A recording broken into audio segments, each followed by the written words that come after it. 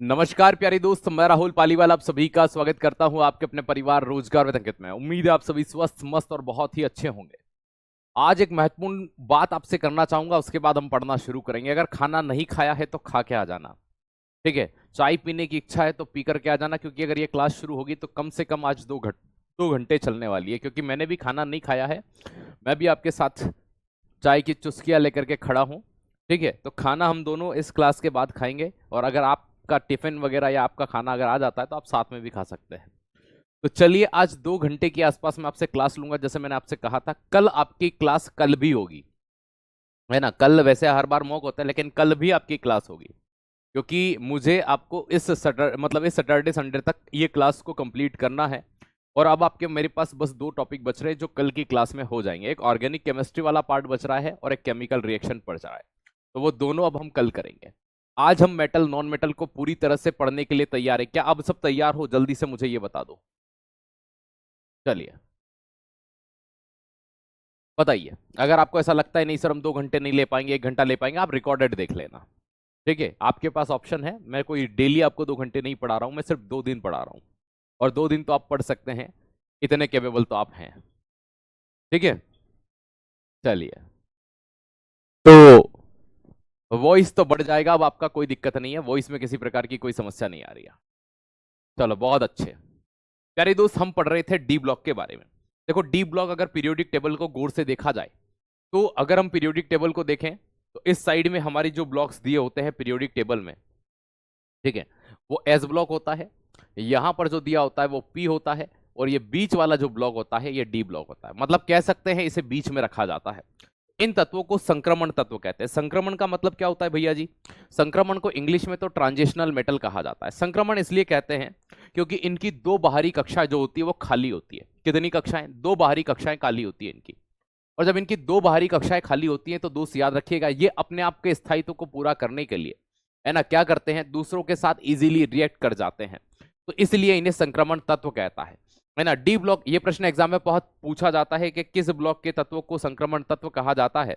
तो D block के तत्वों को ट्रांजिशनल मेटल अर्थात संक्रमण तत्व के रूप में आप जानते हैं, ठीक है। एक बच्चे लाल पीले मुंह बना रहे, सर मत लीजिएगा 2 घंटे। बेटा, आप 1 घंटे के बाद चले जाइएगा, मैं आपके साथ जबरदस्ती नहीं कर रहा हूं। मैंने आपको ये कहा है कि मैं 2 घंटे पढ़ाऊंगा। आप इसको कल ले लेना, बचे हुए को फिर परसों ले लेना, आपके हाथ में है, आपकी कोई समस्या थोड़ी है।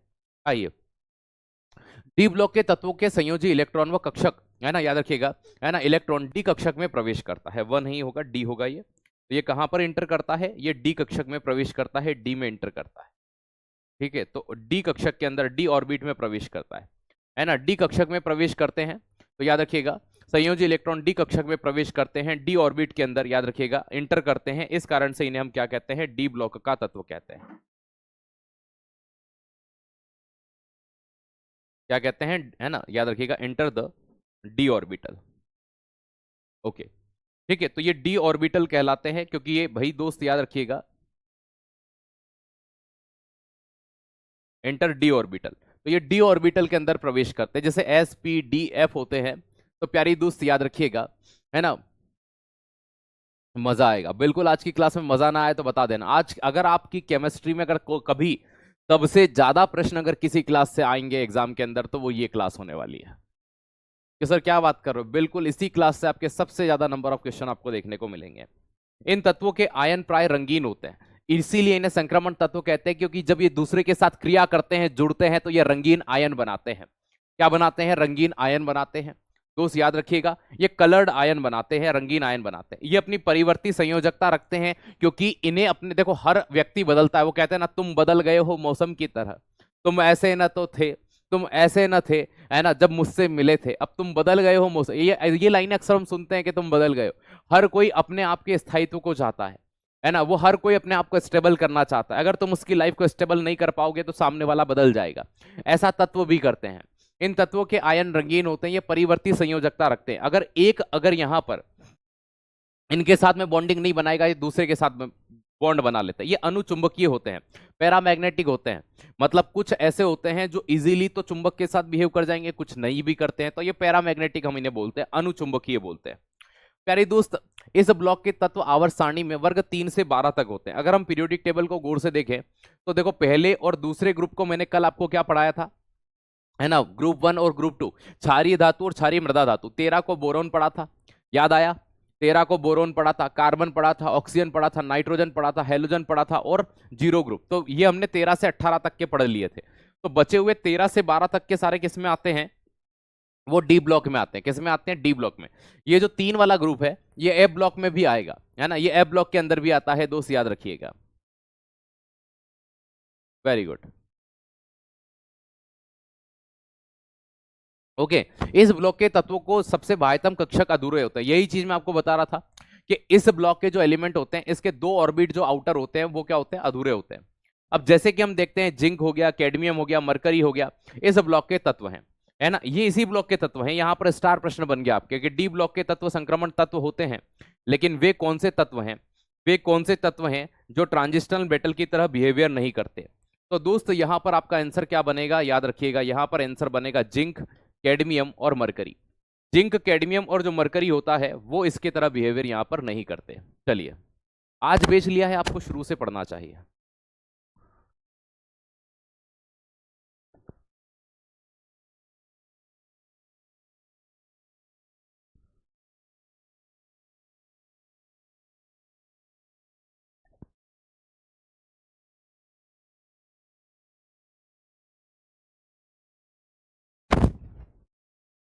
सर पढ़ाइए, हम बाद में लिख लेंगे। ये बहुत अच्छी बात कही आपने, पसंद आई मुझे।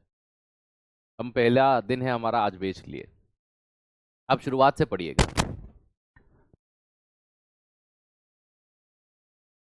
स्टार्टिंग क्लास से पढ़िएगा।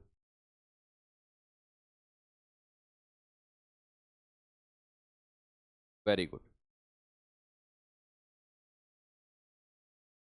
AWTPO के लिए मंडे से स्टार्ट करेंगे, बिल्कुल कोशिश पूरी है, इसीलिए तो 2 घंटे की क्लास ली जा रही है।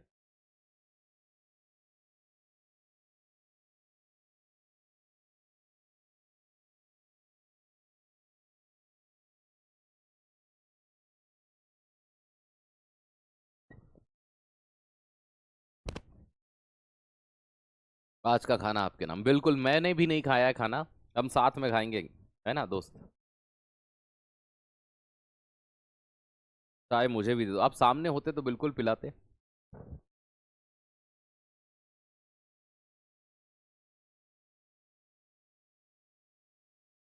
अभी से पढ़ूंगा तो सिलेक्शन हो जाएगा, डिपेंड करता है आप पर, आप कैसा पढ़ते हैं। ठीक है, चलिए, अब हमें थोड़ी सी एनर्जी आ जाएगी, चाय पी लिए। गर्माहट जब हमारे गले को मिलती है ना, हमारे गले के जो सुर होते हैं ना वो खुलने लगते हैं। खैर हम तो है ही बेसुरे। देखो हमने क्या पढ़ा, हमने पढ़ा था कि ये जो है ना भैया डी ब्लॉक के तत्व, ये संक्रमण तत्व होते हैं, ट्रांजिशनल मेटल होते हैं। लेकिन वो होता है ना कि घर में सारे ठहरे थे संत और तुम बैठे, है ना, बन बैठे दुष्यंत। तो भाई साहब इसी तरह से ये जो जिंक होता है, ये जिंक है, कैडमियम है और मरकरी, है ना, ये चीज ध्यान रखिएगा। 3 मेटल, जिंक, कैडमियम और मरकरी, ये तीनों किसकी तरह बिहेवियर नहीं करते, ये संक्रमण तत्व है ना, ये डी ब्लॉक के तत्व हैं। मरकरी ये डी ब्लॉक के तत्व है, किसके? डी ब्लॉक के तत्व हैं, है ना, किसके तत्व हैं? डी ब्लॉक के एलिमेंट है, but are not transitional element, लेकिन ये संक्रमण तत्व की तरह गुण ही नहीं रखते। तो दोस्त याद रखना, ये 3 एलिमेंट है, कौन कौन से? जिंक, कैडमियम और मरकरी, ये डी ब्लॉक के एलिमेंट है। ठीक है, चाय मत पीजिए, काले हो जाओगे। हम काले ही हैं भाई, आई एम एक्सेप्ट दैट, हम काले हैं, है और रहेंगे।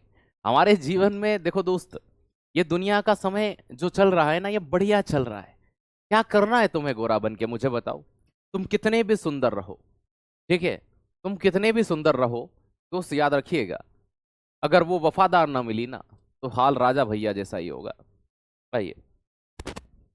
एफ ब्लॉक के एलिमेंट, एफ ब्लॉक के एलिमेंट दोस्त याद रखिएगा, एफ ब्लॉक के अंतर्गत 2 तत्व आते हैं, ग्रुप एक ही आता है, ग्रुप थर्ड आता है इसमें। कौन सा आता है? Group third. अब अगर हम पीरियोडिक टेबल आप सभी के पास में, मैं कब से लेने का बोल रहा हूं आपको, आप देखेंगे तीसरे नंबर का डब्बा होता है ऊपर से, उस तीसरे नंबर के डब्बे में मतलब छठे और सातवें नंबर की 2 लाइन है, एक छठे नंबर की लाइन है, एक सातवें नंबर की। तो छठे और सातवें आवर्त की लाइन इसके अंतर्गत आती है। एक होते हैं जिसमें से लेंथेनाइट और एक होते हैं एक्टेनाइट। तो एफ ब्लॉक के अंदर वे तत्व आते हैं जो लेंथेनाइट और एक्टेनाइट होते हैं। एफ ब्लॉक के तत्वों की संयोजी इलेक्ट्रॉन याद रखिएगा कौन से ब्लॉक में प्रवेश करती है? एफ ब्लॉक में एंटर करती है ये। ठीक है, एफ ब्लॉक के तत्वों का संयोजी इलेक्ट्रॉन एफ कक्षक में प्रवेश करता है। ये एस बार बार क्यों लिख दे रहा है? किसमें एंटर करता है? एफ ब्लॉक में एंटर करता है। ठीक है, तो द याद रखना वैलेंसी है ना, valency electron of element of F block enter the है ना एफ ऑर्बिट। तो ये किसमें एंटर करते हैं? एफ ऑर्बिट के अंदर। भाई सीधी सी बात है, अगर एस ब्लॉक का एलिमेंट होता एस में एंटर होता, पी का होता पी में एंटर होता, डी का होता डी में एंटर होता। तो जिस ब्लॉक के एलिमेंट है वो उसमें अंतिम इलेक्ट्रॉन उसी में जा रहा है। कल भी हमने यही पढ़ा था। तो दोस्त याद रखना यहां पर एफ ब्लॉक में दो श्रेणियां आती है, एक आते हैं लेंथेनाइट्स, एक आते हैं एक्टेनाइट। ठीक है दोस्त याद रखना, एक आते हैं लेंथेनाइट, एक आते हैं एक्टेनाइट। इस ब्लॉक के तत्वों के तीन सबसे बाह्यतम कक्ष अधूरे थे। देखो दो किसके अधूरे थे? डी वालों के। एक किसका अधूरा था? पी वालों का। एस वालों का भी कितना अधूरा था? एस और पी वाले के एक एक कक्षक अधूरे। पी है ना, डी वालों के कितने अधूरे? दो अधूरे। और याद रखिएगा दोस्त, ठीक है, डी वालों के कितने अधूरे हैं? तो भाई राहुल भैया अभी लाइब्रेरी से आए हैं, थक गए हैं, गुरुदेव सुबह से पढ़ रहे हैं। भैया अब मैं क्या कर सकता हूं यार, मैं आपको सुबह से पढ़ा रहा हूं क्या? नहीं ना, आप इसको जब इच्छा पड़े तब देख लेना, सो जाइए। ठीक है, सो जाइए आप। देखो मेरा समय ही 8 से 9 है, अगर आप ये रोज ये कहेंगे सर थक गए हैं तो उसमें मेरी गलती नहीं है। आइएगा, ठीक है। इस ब्लॉक के तत्वों के तीन सबसे बाह्यतम कक्षक अधूरे होते हैं। दो किसके खाली होते हैं? डी ब्लॉक के। एक एक किसका खाली होता है? एस और पी ब्लॉक का एक एक खाली है। डी ब्लॉक के दो बाह्य कक्षक खाली है, इसके तीन खाली होते हैं। ये अधूरे ही हैं। ये जीवन में चाहते हैं कि हमें कोई आकर के हमारे अंदर डुबकी लगाकर हमें कोई पूरा कर दे। अगर पीरियोडिक टेबल में सबसे अधूरे तत्वों की अगर बात की जाएगी, जिनके अंदर सबसे कम इलेक्ट्रॉन होगा, तो दोस्त याद रखिएगा वो कौन होंगे? एफ ब्लॉक के एलिमेंट हो। इनसे ज्यादा अधूरे नहीं देखे मैंने। इनसे जैसे आप मकान बनाते हो, आपने एक मकान बनाया बड़ा ही शानदार बनाया, दूसरा अधूरा छोड़ दिया। दूसरा आदमी था उसने दोनों ही एक साथ बनाने शुरू करे, दो ही अधूरे छोड़ दिए, दो ही एक साथ अधूरे छोड़ दिए।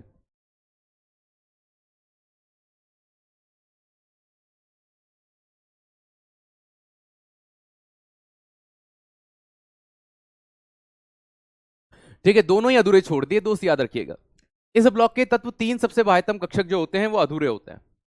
इस ब्लॉक के तत्व के आंतरिक संक्रमण, देखो इन्हें डी ब्लॉक के तत्व को क्या कहा था? संक्रमण तत्व। इन्हें आंतरिक संक्रमण तत्व दोस्त याद रखिएगा, है ना, इनर इनर ट्रांजिशनल मेटल कहा जाता है।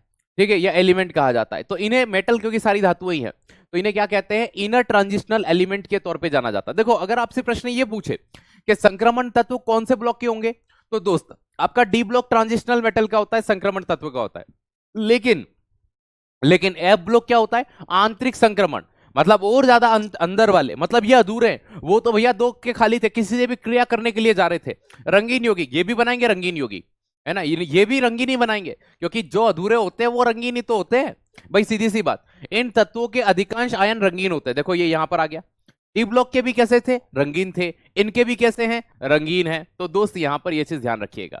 ठीक है, मेरा नाम बोल दीजिए। आपके नाम आज मैं जरूर लूंगा, सब बच्चों के, जो अंत में बच्चे बचेंगे लास्ट के 5 मिनट में एक एक बच्चे के नाम लिए जाएंगे। ठीक है, जितने भी बच्चे होंगे, फिर जो है ना, बस ये कि हवा में कमेंट मत चलाना, नहीं तो बोलोगे गुरुजी हमारा नाम नहीं लिए थे। सैटरडे का क्लास का टाइम यही रहेगा 8 से 10, यही रहेगा कल, है ना, क्योंकि फिर वो होता है कि आप ये समझते हैं सर टाइम अगर गलत हो गया, कल यही रहेगा 8 से 10। यूरेनियम के बाद वाले जितने भी तत्व हैं वो सारे के सारे कृत्रिम तत्व हैं। क्यों? क्योंकि अंतिम खोजा गया प्राकृतिक तत्व यूरेनियम था। उसके बाद आज तक वैज्ञानिकों को एक भी तत्व नहीं मिला, है ना। तो यूरेनियम के बाद वाले सभी तत्वों को क्या कहा जाता है? Para uranium. तो लास्ट नेचुरल एलिमेंट डिस्कवर्ड कौन सा हुआ था? दोस्त याद रखिएगा, है ना, अंतिम अंतिम जो लास्ट एलिमेंट डिस्कवर्ड हुआ था उन्हें क्या, वो कौन सा था? तो वो आपका कौन सा था? यूरेनियम। उसके बाद वाले सभी तत्व कौन से होते हैं? पैरा यूरेनियम होते हैं। तो यूरेनियम के बाद वाले जितने भी तत्व हैं दोस्त याद रखना, वो आर्टिफिशियल, है ना, सिंथेसाइज बने हुए हैं। ऐसे तत्वों को हम क्या कहते हैं? सिंथेसाइज एलिमेंट कहते हैं, या फिर पैरा यूरेनियम एलिमेंट्स कहा जाता है। क्या कहा जाता है? Para uranium.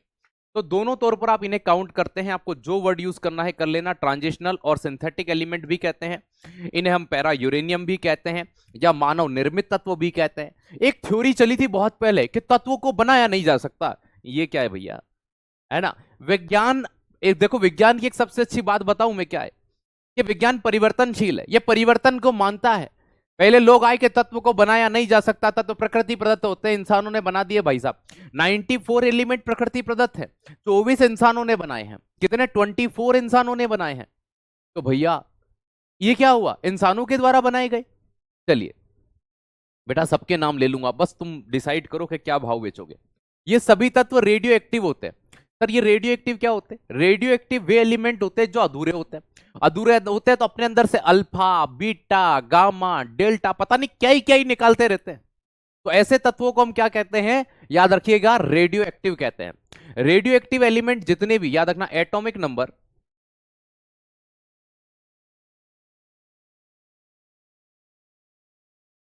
82 के बाद वाले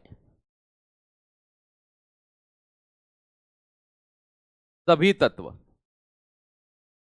जिनके भी एटॉमिक नंबर 82 से बड़ा है, मतलब 83, 84, 85 से लेकर 118 तक जितने भी एलिमेंट है वो सारे के सारे रेडियो एक्टिव होते हैं। मतलब अपने अंदर से अल्फा, बीटा और गामा किरणों को निकालते, कोई तो मुझे स्टेबल कर दो, कोई तो मुझे परमानेंट कर दो, कोई तो मुझे पूरा कर दो। इस तरह से ये अल्फा, बीटा, गामा को निकालते अपने आप के स्थायित्व को प्राप्त करने के लिए। हर तत्व अपने आप को स्टेबल कराने के लिए अपने अंदर से अल्फा, बीटा और गामा किरणों को रिलीज करने का गुण रखता है। इसी गुण को रेडियो एक्टिविटी कहा जाता है। खैर मैं आपको ये आगे पढ़ाऊंगा, ठीक है। यहां देखिएगा, अब हमें जो पढ़ना है वो 3 चीजें, ठीक है। मैं सारी चीजें हैंड रिटन बना के लाया हूं ताकि आप समय की बचत हो पाए, ठीक है ना। कुछ ऐसी चीजें अधिकतर तो हैंड रिटन करने की कोशिश करी है, ठीक है, ताकि आपको चीजें ऐसा फील नहीं हो कि ज्यादा ही पीपीटी यूज हो रही है। तो तत्व जो होते हैं वर्तमान में 118 तत्व, कितने तत्व हैं? 118 तत्वों का समावेश है। अभी आप देखेंगे तो टोटल एलिमेंट आपके कितने हैं? 118 तत्व हैं। तो 118 तत्वों का समावेश लेकर के चलते हैं। इन तत्वों को हमने कुछ भागों में बांटा है। भाई नंबर 1 पर जो आती हैं वो धातुएं आती हैं, नंबर 2 पर जो आती हैं वो अधातुएं आती है, और नंबर 3 पर जो आती हैं वो उपधातुएं आती हैं। तो धातु, अधातु, उपधातु, मेटल, नॉन मेटल और मेटलॉइड, 3 प्रकार के तत्व हैं पूरी पीरियोडिक टेबल में। आप जो सोच रहे थे सर ये कब पढ़ाओगे कि सोडियम को चाकू से काट सकते हैं, इसको इसमें स्टोर, ये इसी में पढ़ेंगे। लेकिन वो कहता ना कि शुरुआत कर दी जाए किरदार की तो किरदार का निर्धारण करना पड़ता है। शुरुआत कर दी जाए किरदार की तो किरदार का निर्धारण करना पड़ता है। और जंग अगर खुद से हो तो खुद के विरुद्ध भी काम करना पड़ता है। तो भाई जो चीजें हमें पसंद नहीं होती ना, अगर किरदार खुद का निर्धारित करना है तो खुद के खिलाफ भी जंग लड़नी पड़ेगी। जो सब्जेक्ट नहीं पसंद होता उसे पढ़ना पड़ेगा। आपकी पसंद नहीं पसंद से अगर चलता तो आयोग आपसे पूछ लेता, हेलो टिंकू भैया कौन सा सब्जेक्ट डाले इस बार एसएससी में, ठीक है, कौन सा सब्जेक्ट डाले इस बार जीटी में, बता दीजिए। नहीं नहीं नहीं, आप बता दीजिए, काय के प्रश्न बढ़ाएं, वो नहीं पूछने वाला। तो इसलिए खुद के किरदार जो है ना भैया, सीधी सी बात है, हमें वहां पर वो चीज करनी होगी। अब प्यारे दोस्त, जितने भी मेटल आपके हैं उनके क्या गुण होते हैं, नॉन मेटल के क्या गुण होते हैं, और भाई आपके मेटेलॉइड उपधातुओं के क्या गुण होते हैं, इन तीनों को हम एक एक करके पढ़ते हैं। तो चलिए शुरुआत करते हैं। नंबर 1 पर धातु को पेल देते हैं। किसको पेल देते हैं? धातु को। धातुओं में देखो दो चीजें, दो तरह के गुण अपन पढ़ेंगे। एक पढ़ेंगे भौतिक गुण, एक पढ़ेंगे रासायनिक गुण, है ना। Physical property and chemical property both are. तो इस तरह से हम इनको पढ़ने वाले हैं दोस्त, याद रखिएगा। चलिए ठीक है, मैंने रात की 8 बजे ही क्लास लगाई है आपकी, इसी टाइम पे। मैंने कोई टाइम चेंज नहीं किया है, तो अगर कोई दूसरी भी क्लास आपकी हो तो आपको ओवरलैप नहीं होगी। मेरी क्लास का टाइम यही है। आइए, ठीक है। फिजिकल प्रॉपर्टी ऑफ मेटल, धातु के भौतिक गुण क्या हो सकता है? देखो, एक लोहे का टुकड़ा है आपके पास, क्या सामान्य ताप पर धातु ठोस होती है? एक लोहे का टुकड़ा उठा लो, हम उससे सारा पढ़ लेंगे। आप एक धातु उठा लो, नहीं तो मम्मी को बोलो, मम्मी ठीक है मेरे को ये पसंद है, उधर से कुछ ना कुछ बेलन वेलन उठ के आएगा खतरनाक वाला। अगर चिमटा आ जाए स्टील का तो अपना काम हो गया। अपन ये समझेंगे कि लोहे का चिमटा आ गया, लोहे की छड़ आ गई।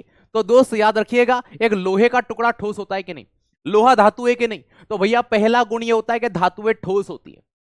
इन पे तापमान बढ़ाओगे, बेटा देखो मेरी लिंक मत तोड़ना, मैं बहुत अच्छे से कहानी बना रहा हूं, तो मैं आपके जवाब अंत में दूंगा, नाम लेकर के जवाब दूंगा। तो बीच बीच में है ना, हर 2 मिनट में गुरुजी गुरुजी गुरुजी भैया जी, अब मैं आपके जवाब दूंगा, मेरी लिंक टूट जाएगी, मैं फिर यहां आऊंगा, मजा नहीं आएगा। मुझे 1.5 घंटा दे दीजिए बिना किसी डिस्टर्बेंस के, मजा ना ला दूं क्लास में तो बोलना आपको, ठीक है भैया। जैसे लोहा है, अब लोहा कैसा होता है? दिखने में ठोस होता है कि नहीं होता है? कि गुरुजी बिल्कुल होता है। तो बस वही है, जैसे मेरे पास यहाँ कोई डब्बा पड़ा हो, ठीक है, ये देखो, ये एक लोहे का डब्बा है यहाँ पर, ठीक है, इस पे पुलिस दिख रहा होगा आपको, ये लोहे का डब्बा है। तो ये जो लोहे का डब्बा है, अब ये देखो इसका एक आकार है निश्चित। अगर मैं इसको गर्म करूंगा तो दोस्त क्या होगा? ये मेल्ट होने लगेगा, ये पिघलने लगेगा। तो ताप बढ़ाने पर पिघल सकता है, ये बात सही है। तो देखो, हालांकि कुछ अपवाद है, अपवाद है मतलब हमारे प्रश्न स्टार लगे हुए हैं, जहां स्टार लगे हुए हैं मतलब समझ लेना पेपर में छपता है, ठीक है।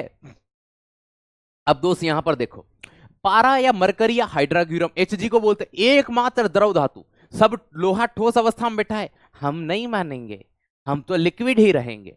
तो भैया दोस्त याद रखिएगा, पारा कोई भी मेटल सिर्फ या तो ठोस हो सकता है या द्रव हो सकता है, गैस कभी नहीं हो सकता। गैस ऑलवेज नॉन मेटल होगी, अधातु होगी, कोई भी गैस हमेशा कैसी होगी, अधातु होगी। अब जैसे यहां गैलियम, एक और अपवाद, एक अपवाद तो आपने मरकरी पढ़ लिया Hg कि एकमात्र द्रव धातु हो गई है। अब देखो ये -39 डिग्री सेंटीग्रेड पर -39 ठोस होती है और -37 से ही लिक्विड में आ जाती है, तो कमरे के ताप तो 30 डिग्री होता है। अब भाई साहब एक और होता है Ga, ठीक है, ऐसे बोलो गा, तो वही यही आएगा गा, ठीक है। गा, गा का पूरा नाम होता है गैलियम, क्या होता है, गैलियम होता है। अब गैलियम में प्रश्न ये नहीं आता कि ये द्रव धातु है, नहीं है। अगर आपकी हथेली पर रखूं में से और आप हथेली को अगर यूं कर लो इतने में पिघल जाएगी, प्रश्न ये आता है कि हथेली पर रखने पर पिघलने वाली धातु कौन सी है, भाई प्रश्न बन गया। ऐसा क्या हुआ, क्योंकि भाई साहब ये 30 डिग्री पर पिघलती है और आपकी बॉडी का टेम्परेचर 37 डिग्री सेंटीग्रेड, 60 डिग्री ज्यादा है, पिघला दोगे तुम यार। किसने बोला तुम हॉट नहीं हो, गैलियम को हाथ पे रखो तो सही। तो भाई साहब याद रखना, हथेली पर रखने पर पिघलने वाली धातु कौन सी है, तो गैलियम है। 37 डिग्री सेंटीग्रेड इसका मेल्टिंग पॉइंट नहीं होता है, वो हमारा होता है बॉडी टेम्परेचर, 30 पे पिघल जाती है। तो पॉइंट हमने यहां और पढ़ लिए।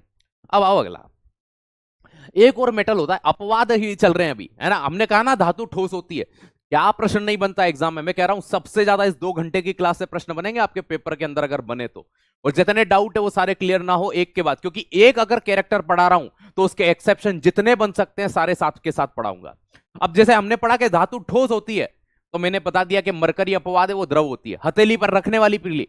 अब एक प्रश्न और होता है फ्रांशियम, आप याद रखना, हलीना की रब से फरियाद, फरियाद मतलब फ्रांशियम, पहले ग्रुप का 7वें नंबर का एलिमेंट होता है वो। और ये जो फ्रांशियम होता है एस ब्लॉक का एलिमेंट है, एस ब्लॉक का तत्व है फ्रांशियम। सारी धातु एल्कलाइन मेटल है।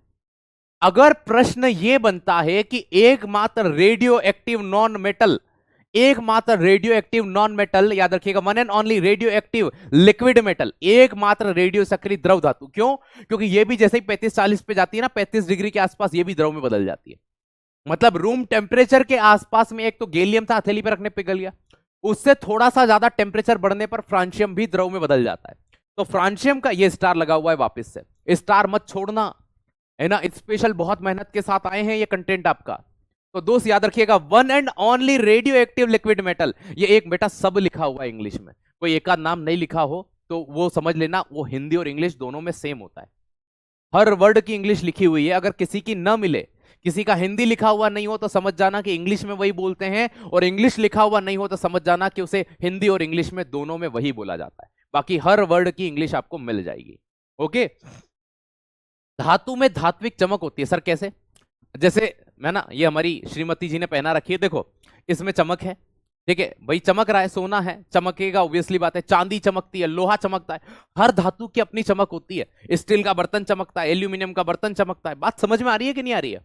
तो भैया धातु में धात्विक चमक होती है, मेटेलिक लस्टर होते हैं, और जब इनमें क्या होता है दोस्त, इनमें धात्विक चमक होती है, जब इनकी चमक कम होती है ना, मतलब कि ये संचारण में जा रही है। तो धातुओं में धात्विक चमक पाई जाती है, लोहे में अपनी चमक, चांदी में अपनी चमक, प्लेटिनम में अपनी चमक, सोने में अपनी चमक, सोडियम में अपनी चमक, पोटेशियम में अपनी चमक। तो हर धातु एक चमक रखती है, उसे कहते हैं मेटेलिक लस्टर है भैया, धात्विक चमक का गुण धातु के अंदर पाया जाता है। चलिए अब बात करते हैं, धातुएं कठोर होती है, कठोर होती है कि नहीं होती, अभी हम वही तो पढ़ा था, धातुएं हार्ड होती है, ठोस होती है। अब ठोस अलग चीज है, एक होता है ठोस होना, एक होता है कठोर होना, ठीक है। तो दोस्त याद रखिए, धातुएं कठोर होती है, हार्डनेस को प्रेजेंट करती है, लेकिन सोडियम तो चाकू से कट जाता है साहब, एक्सेप्शन हो गया, अपवाद, ठीक है। सोडियम और पोटेशियम दोनों अपवाद है, दोनों सॉफ्ट मेटल होते हैं, मुलायम धातु है। देखो पहले मैंने पढ़ाया था आकार को लेकर के, ठोस आकार होता है, लेकिन आकार तो है लेकिन मुलायम है, जैसे कि सोडियम को तोड़ सकते हैं, टूट जाएगा।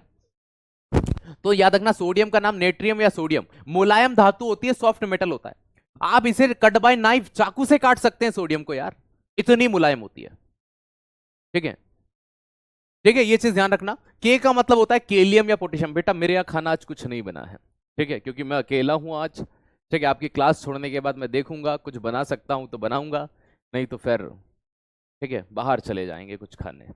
अगर रस कुछ ओपन रहा तो खा लेंगे, नहीं तो फिर सुबह देखेंगे। ठीक है, के का मतलब होता है केलियम और इसे ही आप कहते हैं पोटेशियम। ये भी मुलायम धातु होती है, सॉफ्ट मेटल होता है।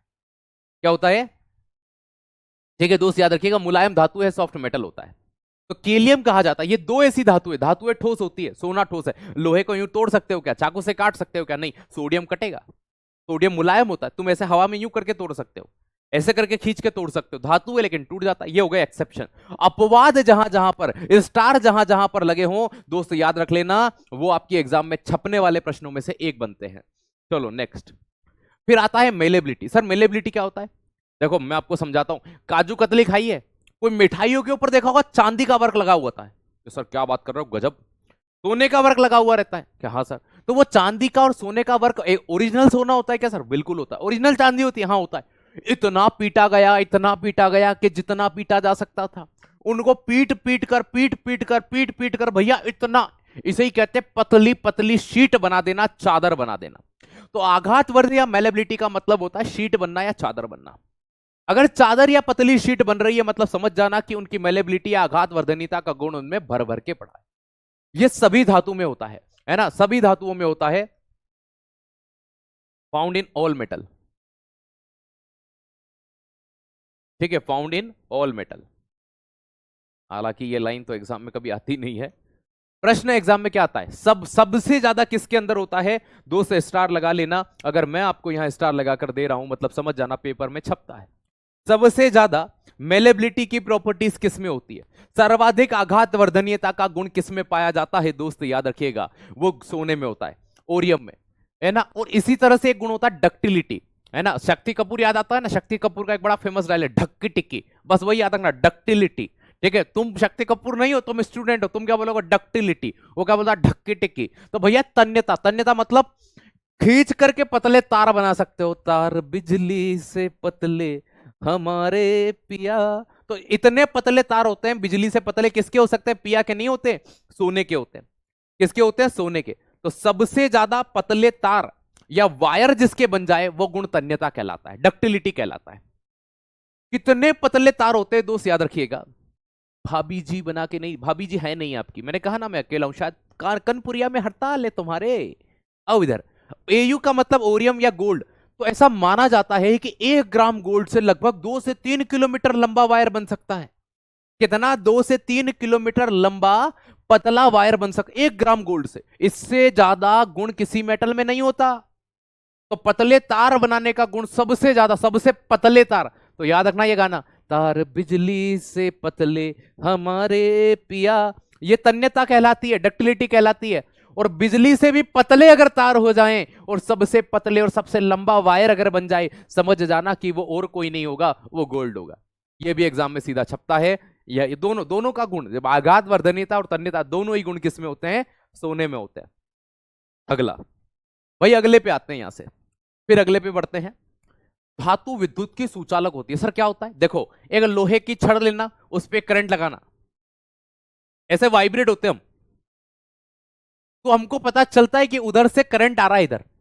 ठीक है, अक्सर आपने देखे होंगे, कभी आप मूवी वगैरह देखने के शौकीन होते हैं या कुछ वीडियोस देखने का, उसमें एक ट्रेंड चला था बीच में, है ना, कि भैया एक है ना, वो बोलता है कि दीदी इधर आना, ये फ्रिज को चेक करना, बराबर खोल रहा है कि अरे छोटू तू तो बोल रहा था करंट आ रहा है, दीदी गुस्से से देखती है फिर उधर। मतलब बात समझ में आई? जो धातुएं होती हैं वो विद्युत की सुचालक होती हैं, गुड कंडक्टर होती हैं, क्योंकि उनमें क्या पाया जाता है? उनमें फ्री इलेक्ट्रॉन होते हैं। तो वही विद्युत के सुचालक हो सकते हैं जिनके अंदर फ्री इलेक्ट्रॉन पाए जाते हैं, है ना, मुक्त इलेक्ट्रॉन होते हैं। अगर मुक्त इलेक्ट्रॉन नहीं है तो दोस्त याद रखना वो कभी विद्युत के सुचालक नहीं हो सकते। वो विद्युत के कभी क्या नहीं हो सकते? सुचालक नहीं हो सकते। लेकिन जहां अपवाद आए वहां हमारा प्रश्न पेपर में आता है।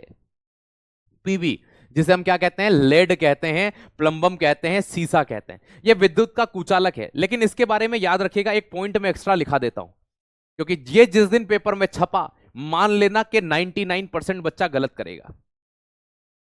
अगर निम्न ताप, लो टेम्परेचर पर ये जो सीसा होगा ये विद्युत का चालक होगा।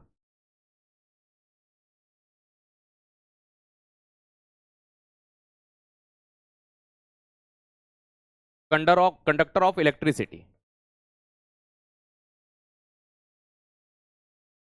निम्न तापमान पर, लेकिन जैसे ही बहुत लो टेम्परेचर पर ये विद्युत का चालक होगा, लेकिन जैसे ही टेम्परेचर बढ़ेगा ये बेड कंडक्टर हो जाएगा। ज्यादा तापमान पे वर्क नहीं करता। और कोई भी वस्तु हुई, जैसे मोबाइल भी हुआ, थोड़ा चलाओ गर्म होने लगता है। और गर्म होने पर अगर कोई बिहेवियर ऐसा कर रहा है यार, तो क्या चलेगा फिर, सोचिए आप। ठीक है, तो ये चीज ध्यान रखिएगा, ये विद्युत के कुचालक होते हैं, लेकिन बहुत कम तापमान पर अगर आप इनको वर्क करवाओगे तो ये क्या होंगे, विद्युत के सुचालक। ऊष्मा, लोहे के बर्तनों, आपने तवा खाना बनाया होगा, खाना मैंने भी बनाया, वो तवे के बर्तन लाना, तवे के ऊपर वो लकड़ी का हैंडल लगा होता है। वो लकड़ी का हैंडल क्यों लगा होता है भैया, ताकि वो लोहे का तवा गर्म हो तो भाई साहब हमको गरम गरम ना लगे। अच्छा लगेगा क्या, उसका डिजाइन हमारे हाथ पे टेटू बन जाएगा। तो भाई ये जो धातुएं होती हैं ये ऊष्मा की क्या होती हैं, सुचालक होती है। तो धातु ऊष्मा की सुचालक होती है सारी के सारी। लोहा हो, सोना हो, अगर इनको गर्म करोगे ये गर्म होगी, और अगर आपने हाथ में रख लिया तो आपका हाथ गर्म कर देगी। तो दोस्त ये चीज ध्यान रखिएगा, तो ये गर्म होने का गुण रखती है। चलो, यहां पर धातुएं उच्च गलनांक एवं कथनांक। सर मतलब समझ नहीं आया, उच्च गलनांक का मतलब? अरे भाया, अगर इनको ठोस से द्रव में ले जाना है ना, सॉलिड से लिक्विड में ले जाना है, तो बहुत ज्यादा टेम्परेचर देना पड़ेगा। सर ऐसा थोड़ी होता है। अरे भाई साहब, मरकरी जैसे अपवाद थोड़ी होते हैं कि जो नॉर्मली रूम टेम्परेचर या गैलियम जैसे, ये एक दो अपवाद तो हमने पढ़ लिए। लेकिन जैसे बल्ब का फिलामेंट बना होता है टंगस्टन का, काई का बना होता है, टंगस्टन। टंगस्टन को डब्ल्यू का सिंबल होता है, डब्ल्यू का मतलब वुल्फ्रम होता है। ये बल्ब का फिलामेंट जो टंगस्टन है ना, ये 3400 डिग्री सेंटीग्रेड पर पिघलता है, 3400 डिग्री सेंटीग्रेड। अब अगर ये अकेला ही 3400 डिग्री सेंटीग्रेड पर पिघल रहा है लाला, तो सोचो कितना टेम्परेचर। यहाँ 50 डिग्री में भाई साहब ये कर रहे हैं अपन, और ये 3500 पे पिघल रहे हैं, 3400 3500 पे। अपवाद है मरकरी, ये -37 डिग्री सेंटीग्रेड पर मेल्ट हो जाती है, ये हम ऑलरेडी पहले भी पढ़ चुके हैं। और कुछ क्षारीय धातुएं भी इसकी अपवाद होती है, जैसे रूबिडियम, फ्रांशियम, सीजियम, है ना। ये कम तापमान पर 30-35 डिग्री के आसपास में द्रव में बदल जाएगी, लेकिन सारी नहीं बदल सकती, सब के सब नहीं बदल सकती। हाउ कैन पॉसिबल, है ही नहीं, क्योंकि धातु की संख्या इतनी है यार, पॉसिबल ही नहीं हो सकता। ठीक है, तो ये चीज ध्यान रखना, उच्च गलनांक और क्वथनांक, high melting and boiling point होता है। फॉर द एग्जांपल हमने एक टंगस्टन देखा, इसका बहुत ज्यादा, हालांकि मैं आपको ये दोबारा फिर पढ़ाऊंगा, बल्ब के अंदर कौन सी गैस होती है, ट्यूबलाइट में कौन सी गैस होती है, सब पढ़ेंगे समय के साथ। अभी हम क्या कर रहे हैं, गुण पढ़ रहे हैं। और जब गुण पढ़ लिए जाएं, गुण पढ़ लिए जाएं, तो फिर आगे की चीज निर्धारित होती है। हालांकि आजकल वो कहता है ना कि पता होता, पता होता कि यहां क्या है तुम्हारे, पता होता यहां क्या है तुम्हारे, तो फिर खता क्या थी। पता होता यहां क्या है तुम्हारे, तो खता क्या थी। तुम्हारे बोल इतने मीठे थे, तुम्हारे बोल इतने मीठे थे, कि जहर की वफा क्या थी। जहर की वफा क्या थी, मतलब जहर भी फीका लग जाए जिसके बोल के आगे, ऐसे बोलते हैं लोग, है ना। बोलकर इतना मीठा, बोलकर इतना मीठा, जहर पालते हो तुम। बोलकर इतना मीठा, जहर पालते हो तुम। कौन कहता है, कौन कहता है तुम बड़े सभ्य हो। कौन कहता है तुम बड़े सभ्य हो। ठीक है, मन के अंदर ही, मन के अंदर ही राक्षस को पालते हो तुम, है ना। कुछ लोगों की मेंटेलिटी होती है कि मुंह पे बहुत मीठी बात करते हैं, ठीक है, और मन मस्तिष्क में उनके ऐसा कुछ चल रहा होता है जो हमने देखा भी नहीं होता, एक राक्षस पनप रहा होता है उनके अंदर। ठीक है, तो दोस्त आइए आगे बढ़ते हैं। धातु में ध्वन्यात्मक गुण होते हैं। अगर ये चीज मैं तुम्हारी साबित न कर दूं, तो दोस्त तुम उठकर चुपचाप अपने घर के किचन में जाओ। ठीक है, कहां जाओ, किचन में जाओ, 2 थाली उठाओ और पापा के पास जाओ, ऐसे करके बजाओ, टप, लग गई जोर से मेरे को। ठीक है, ऐसे करके बजाओ। ठीक है, भावनाओं में बह गया था मैं। ठीक है, ऐसे करके बजाओ भाई, तो आवाज आएगी। ठीक है, तो थाली की आवाज आएगी, उसके बाद आपके गाल की आवाज आएगी। तो भाई याद रखिएगा कि ये सोरोनेस होती है या सोनोरस होती है, ये ध्वनि उत्पन्न कर सकती है, साउंड को जनरेट कर सकती है। ये क्या कर सकती है, साउंड को जनरेट कर सकती है, ध्वनि को उत्पन्न करने का गुण रखती है। किसकी बात कर रहे हैं, धातुओं की बात कर रहे हैं। चलो अगला, धातु के रासायनिक गुण अभी तक क्या पढ़े थे? भौतिक, अब रासायनिक। देखो धातुओं के बारे में याद रखना, इनके बाह्यतम कोश में 1 से 3 इलेक्ट्रॉन हो सकते हैं। सर ये कैसे? जैसे सोडियम हो गया, सोडियम के बाह्यतम कोश में कितना इलेक्ट्रॉन था भाई? 2 8 1। कैल्शियम हो गया, ठीक है, कितना इलेक्ट्रॉन थे भाई? 2 और 8 10, 10 और 8 18, 18 और 2 20, ये 2 इलेक्ट्रॉन थे। 3 किसके होंगे? एल्यूमिनियम ले लीजिए, 2 8 और 3, बस। या तो अंत में 3 इलेक्ट्रॉन होंगे, या 2 इलेक्ट्रॉन होंगे, या 1 इलेक्ट्रॉन होंगे, इसके अलावा इलेक्ट्रॉन हो ही नहीं सकते। अगर समझ जाना कि लास्ट में 1 2 और 3, 1 2 और 3 इलेक्ट्रॉन नहीं निकल रहा है, मतलब कि वो मेटल नहीं होगा। अगर पीछे 4 आ जाए, पीछे 5 आ जाए, पीछे 6 आ जाए, पीछे 7 आ जाए, पीछे 8 आ जाए, तो अगर ये नंबर आ रहे हैं तो वो आपका नॉन मेटल निकलेगा, या मेटलॉइड निकलेगा, उपधातु निकलेगा।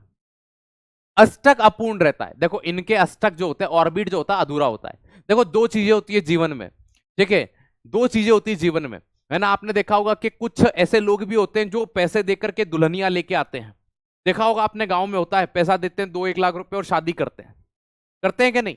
हर व्यक्ति अपना अधूरापन पूरा करना चाहता है, वो पैसे देकर के शादी कर रहे हैं, कुछ की नॉर्मली शादी हो जाती है। तो भाई यहां पर जो धातुएं होती हैं वो इलेक्ट्रॉन दान करते हैं, मतलब दान कर रहे हैं, मतलब एक तरह से पैसा देकर ही तो किसी को ला रहे हैं।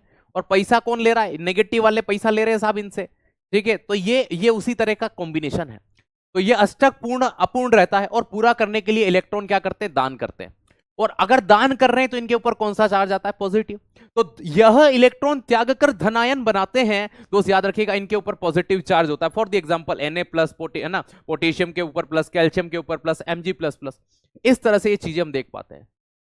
अब अगर इतनी चीजें हमने देखी, फिर से समझना, इनके बाह्यतम कोश में 1 से 3 इलेक्ट्रॉन होते हैं, 4 5 6 7 8 नहीं हो सकते भैया, ठीक है। इलेक्ट्रॉनिक कॉन्फ़िगरेशन की बात करी तो इनके भाई 1 से 3 इलेक्ट्रॉन, इनका ऑर्बिट या अष्टक इनकम्प्लीट रहता है। ये इलेक्ट्रॉन दान करके पूरा करते हैं, क्या करके? दान करके, ठीक है दोस्त याद रखना। इलेक्ट्रॉन ये धनायन बनाते हैं, क्योंकि दान करेंगे तो पॉजिटिव चार्ज आएगा, ऑब्वियसली बात। एक्सेप्शन यहां कुछ नहीं है। आप ये सोचेंगे अपवाद हो जाए कोई ऋण आयन बनाता हूं, नहीं। लो इलेक्ट्रोनेगेटिविटी। अब देखो मेरे को एक बात बताओ, जिसने जीवन में पैसा दान करना सीखा है वो किसी से कर्जा लेने जाएगा क्या? आपके गांव में एक व्यक्ति है जो लोगों को रास्ते चलते 100-200 रुपए दे देता है, बहुत धनीवान है, क्या वो किसी से 100-200 रुपए मांगेगा क्या? कि सर नहीं। तो भैया इनके ऊपर ऑलरेडी पॉजिटिव चार्ज होता है, तो ये नेगेटिव चार्ज क्यों लेके आएंगे यार? तो ये अपने ऊपर नेगेटिव चार्ज नहीं रखते हैं, ये अपने ऊपर कौन सा चार्ज रखते हैं? पॉजिटिव चार्ज रखते हैं। ऑलवेज अपने ऊपर कौन से चार्ज रखने के लिए जाने जाते हैं? पॉजिटिव चार्ज रखते हैं अपने ऊपर। अच्छे, अब क्या धातुएं ऑक्सीजन के साथ क्रिया करती हैं? बिल्कुल करती हैं। धातुएं ऑक्सीजन के साथ क्रिया करके क्या बनाती हैं? देखो वो कहते हैं ना कि तुम मिल जाओ, तुम मिल जाओ तो दुनिया की हर मुसीबत जीत जाऊंगा मैं। तुम मिल जाओ तो दुनिया की हर मुसीबत जीत जाऊंगा मैं। तुम साथ देना मेरे उस दौर में, तुम साथ देना मेरे उस दौर में, जिस दौर में दुनिया छोड़ जाऊं मैं। तुम साथ देना मेरा उस दौर में, जिस दौर में दुनिया छोड़ जाऊं मैं। साथ रहा तुम्हारा, साथ रहा तुम्हारा, तो हर वो वक्त लाऊंगा मैं। साथ रहा तुम्हारा, हर वो वक्त लाऊंगा मैं, जो सोचा है तुमने, जो जाना है तुमने, जो जाना है तुमने। भाई सीधी सी बात यहां पर भी अप्लाई होती है, ठीक है। यहां देखिएगा, ऑक्सीजन के साथ क्रिया करते हैं। ऑक्सीजन, ये समझ लीजिए ऑक्सीजन एक तरह से सोनम है। अभी आपने देखा ही होगा सोनम अच्छा खासा चला मध्य प्रदेश, मेरे यहाँ से 50 किलोमीटर की दूरी पर ही है वो बहन जी जहाँ की रहने वाली है। खैर बहन जी कहना अपने आप की बेइज्जती है, ठीक है, यहीं की थी वो, लेकिन एक स्त्री होने के नाते बहन जी हमने बोल दिया, लेकिन है ना, याद रखिएगा यहीं पड़ोस की 50 किलोमीटर। अब वो ऑक्सीजन एक तरह की हर आग लगा रही है, क्या लगा रही? आग। तो रिएक्ट विथ ऑक्सीजन, अगर कोई मेटल ऑक्सीजन के साथ क्रिया करेगा तो क्या होगा? वो जलेगा, और जलने को दहन या बर्निंग कहा जाता है। धातु की क्रिया को O2 से कराने पर दहन कहते हैं। Metal react with oxygen, it also known as burning. जब भी कोई मेटल ऑक्सीजन के साथ क्रिया करता है उसे बर्निंग कहा जाता है, दहन कहा जाता है। मतलब कुल मिलाकर यहां आग भले ना लगे, लेकिन आग लगाने के लिए क्या आवश्यक है? ऑक्सीजन। ऑक्सीजन एक नॉन मेटल होता है, ऑक्सीजन के साथ धातु क्रिया करती है और धात्विक ऑक्साइड बनाती है। सोडियम एवं पोटेशियम ऑक्सीजन के साथ क्रिया कर आग पकड़ती है। हवा में खुला छोड़ोगे सोडियम तो याद रखिएगा वो आग पकड़ेगा। पोटेशियम आग पकड़ेगा, इसीलिए सोडियम और पोटेशियम को मिट्टी के तेल में डुबा के रखते हैं, फास्फोरस को पानी में डुबा के, फास्फोरस अधातु है, नॉन मेटल है। आइए धातु के ऑक्साइड, क्या सर धातु के ऑक्साइड याद करो, एसिड बेस और सॉल्ट पढ़ाया मैंने आपको, CaOH twice, CaO, MgO, MgOH twice, milk of magnesia, याद आया कि हाँ सर आ गया आ गया आ गया। वो धातु के ऑक्साइड थे, और धातु के ऑक्साइड कैसे होते हैं, बेसिक इन नेचर होते हैं, क्षारीय। अपवाद याद रखो, पेपर में छपता है, अपवाद याद रखो, पेपर में छपता है, एल्यूमिनियम और जिंक के ऑक्साइड। कैसे होते हैं एल्यूमिनियम और जिंक के ऑक्साइड, तो प्यारे दोस्त स्टार लगा हुआ है, याद रखना, पेपर में छपते हैं, उभयधर्मी होते हैं। सर उभयधर्मी का मतलब बोथ प्रॉपर्टी ऑफ एसिड और बेस, जिनमें अम्ल और क्षार दोनों के गुण पाए जाएं, उन्हें कहा जाता है। जिनमें अम्ल के भी गुण हो, जिनमें क्षार के भी गुण हो, जिनमें एसिड और बेस दोनों के गुण पाए जाते हैं, दोस्त याद रखना वो उभयधर्मी होते हैं। जैसे कि एल्यूमिनियम के अयस्क के तौर पर आप Al2 3 alumina, ZnO zinc oxide याद रख सकते हैं। तो भैया ये उभयधर्मी है, होना चाहिए था अम्ल और क्षार, है ना। तो कैसे होने चाहिए थे, सिर्फ क्षारी होने चाहिए थे बेसिक नेचर के, लेकिन निकले कैसे, दोनों के गुण रख रहे हैं साहब हम तो, ठीक है, दोनों के गुण रख रहे हैं। अगला लोहा है यहां पर। आज वर्तमान समय में अगर आप या पूरा वर्ल्ड, देखो मानव ने पहली धातु उपयोग करी थी कॉपर, लेकिन आज के समय में वर्तमान में हाईली यूजेबल अगर मेटल है, सबसे ज्यादा प्रयोग की जाने वाली अगर कोई धातु है, तो याद रखिएगा वो आपकी कौन सी होती है, वो आपकी होती है दोस्त, याद रखिएगा, ठीक है, वो आपकी होती है आयरन, लोहा, फेरस। अब जब जब लोहे में जंग लगती है तो उसका, है ना, ये जंग लगना या रस्टिंग की जो प्रोसेस होती है वो केमिकल चेंज है, ठीक है। इस प्रोसेस में लोहे में जो जंग लगती है उसमें उसका क्या होता है, वेट जो होता है वो इंक्रीज होता है, वजन बढ़ता है लोहे का, लेकिन उम्र घटती है। वजन बढ़ा उम्र घटी, दोस्त याद रखिए ना, ये रस्टिंग की प्रोसेस होती है, जंग लगना। लेकिन किसी लोहे में जंग तभी लग सकती है, ठीक है, जब वहां पर नमी वाली वायु हो, नमी हो और ऑक्सीजन हो, और दोस्त याद रखिएगा लोहा, ये तीन चीजें।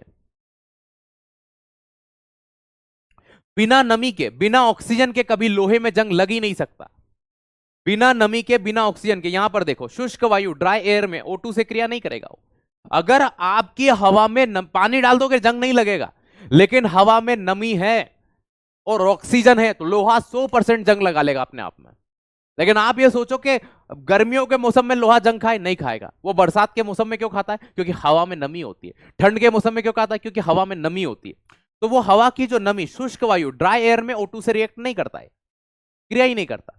लेकिन जैसे ही आयरन ऑक्सीजन से क्रिया कर रहा है, नमी है, तो ये Fe3O4.xH2, ये रस्ट का फॉर्मूला होता है ना। एग्जाम में एसएससी पूछती है कि बताइए रस्ट का फॉर्मूला क्या है, जंग का सूत्र क्या है, याद रख लेना इसको।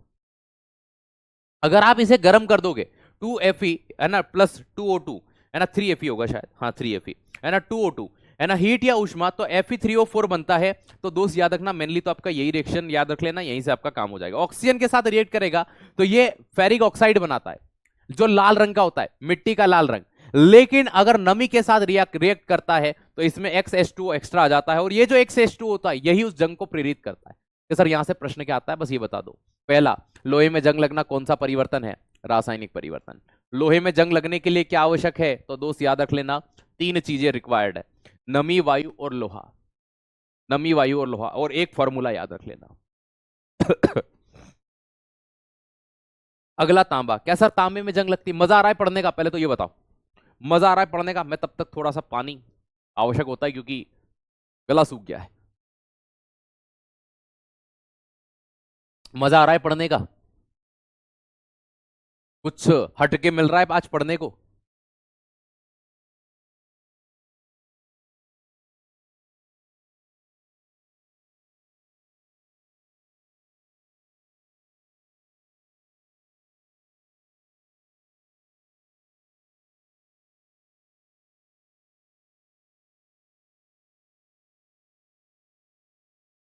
चलो जी भैया जी,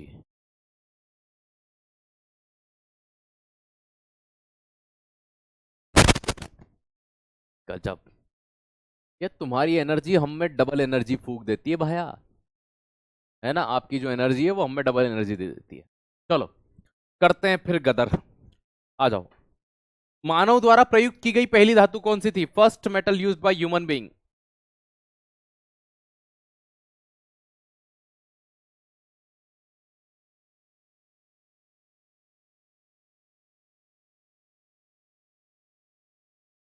तो मानव द्वारा प्रयोग की गई पहली धातु कौन सी थी? कॉपर थी, तांबा थी। अब देखो, हम वायु में आसानी से नहीं जलता है ना, तो नॉट बर्न इन एयर, हवा में नहीं जलता। इसमें रोग प्रतिरोधक गुण होते हैं कि सर ये मतलब समझे नहीं। प्यारे दोस्त, आपने मुझे एक बात बताओ, एक सिंपल सी चीज अक्सर सुनी होगी, पढ़ी होगी, है ना, ये चीज अच्छी है, आपके दैनिक जीवन में काम आ सकता है, ये बिंदु याद रखेगा। पुराने लोगों को देखा होगा, वो कहते हैं कि तांबे के बर्तन में पानी पियो, अच्छा होता है। सर सुना है। कॉपर की बोतल में पानी भर के ले जाया करो, अच्छा होता है। हम प्लास्टिक की बोतलों पे आ गए, मैं अभी प्लास्टिक की बोतल का ही, लेकिन प्लास्टिक की बोतल में ज्यादा समय तक पानी रखकर नहीं पीना चाहिए। तांबे की बोतल का उपयोग के रात में सोते समय पानी भर दो, वो उठ करके सुबह पियो, क्योंकि तांबे के अंदर एक प्रॉपर्टी होती है जिसे बोलते हैं एंटीऑक्सीडेंट प्रॉपर्टी, रोग प्रतिरोधक गुण। वो उस पानी के अंदर रोग प्रतिरोधक गुण उत्पन्न कर देता है, जिसके कारण क्या होता है, वो जो तांबा होता है वो हमारे लिए फायदेमंद हो जाता है। देखिए, वो हमारे लिए क्या हो जाता है, फायदेमंद। तो अगर आप अभी तक नहीं करते हो तो ये करिएगा जरूर। अगला आता है सोना, गोल्ड या ओरियम एवं प्लेटिनम।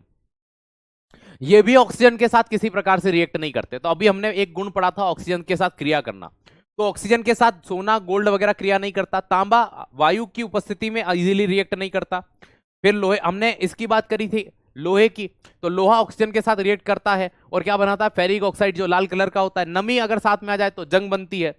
हमने यहां पर पढ़ा था धातु के ऑक्साइड जो होते हैं वो क्षारीय प्रवृत्ति के होते हैं, लेकिन एल्यूमिनियम और जिंक के उभयधर्मी होते हैं, है ना, एसिड बेस दोनों के गुण रखते हैं। हमने ऑक्सीजन के साथ रिएक्ट करने वाली प्रॉपर्टीज में यहां से पढ़ना शुरू किया था, और इन पॉइंट्स को पढ़ते हुए हम आगे बढ़े थे। हम पढ़ चुके थे कहां पर, तांबे तक। तांबे के बाद हम पढ़ते हैं जल के साथ। लोहा, देखो सीधी सी बात है, धातु जल के साथ क्रिया करेगी कि नहीं? तो पानी के साथ कोई मेटल रिएक्ट कर पाएगा कि नहीं कर पाएगा? एडब्ल्यू की टीपीओ की क्लास कब से चालू होगा? बस भैया जी एक बार बोल दीजिए, एक बार। चलिए,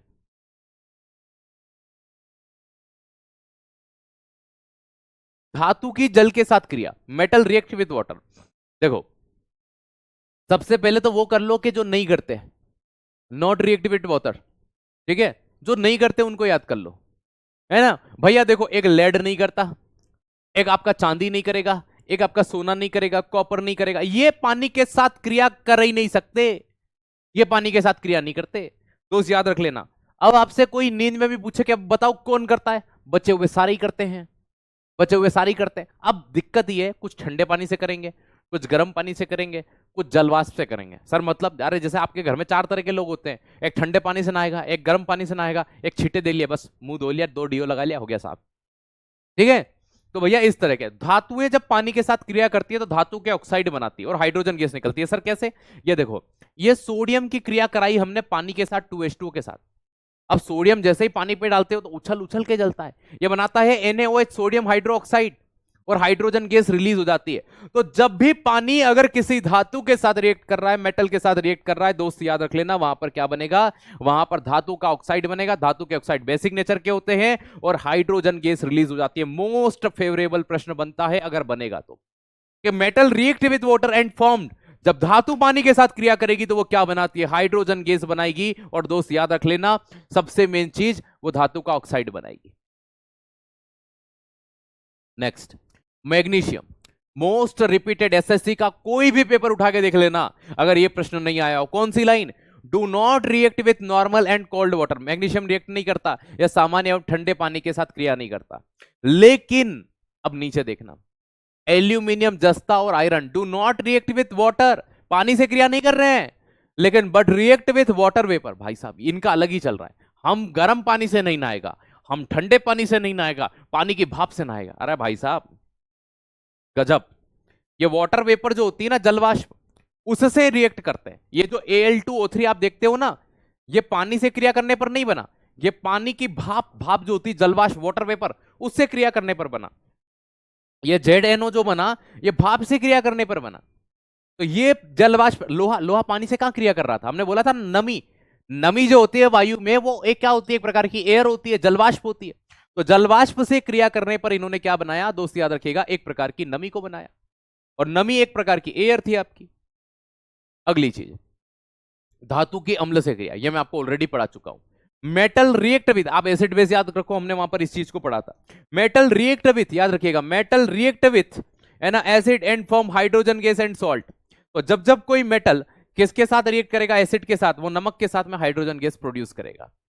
जब भी कोई धातु मेटल के साथ क्रिया करती है वो क्या बनाती है, जब भी कोई धातु एसिड के साथ क्रिया करती है वो क्या बनाती है। जैसे हाइड्रोक्लोरिक एसिड की क्रिया हम सोडियम मेटल के साथ करा रहे हैं, तो भैया यहां पर क्या बना, सोडियम क्लोराइड, साधारण नमक और हाइड्रोजन गैस रिलीज हो गई, तो लवण एवं हाइड्रोजन गैस बनता है।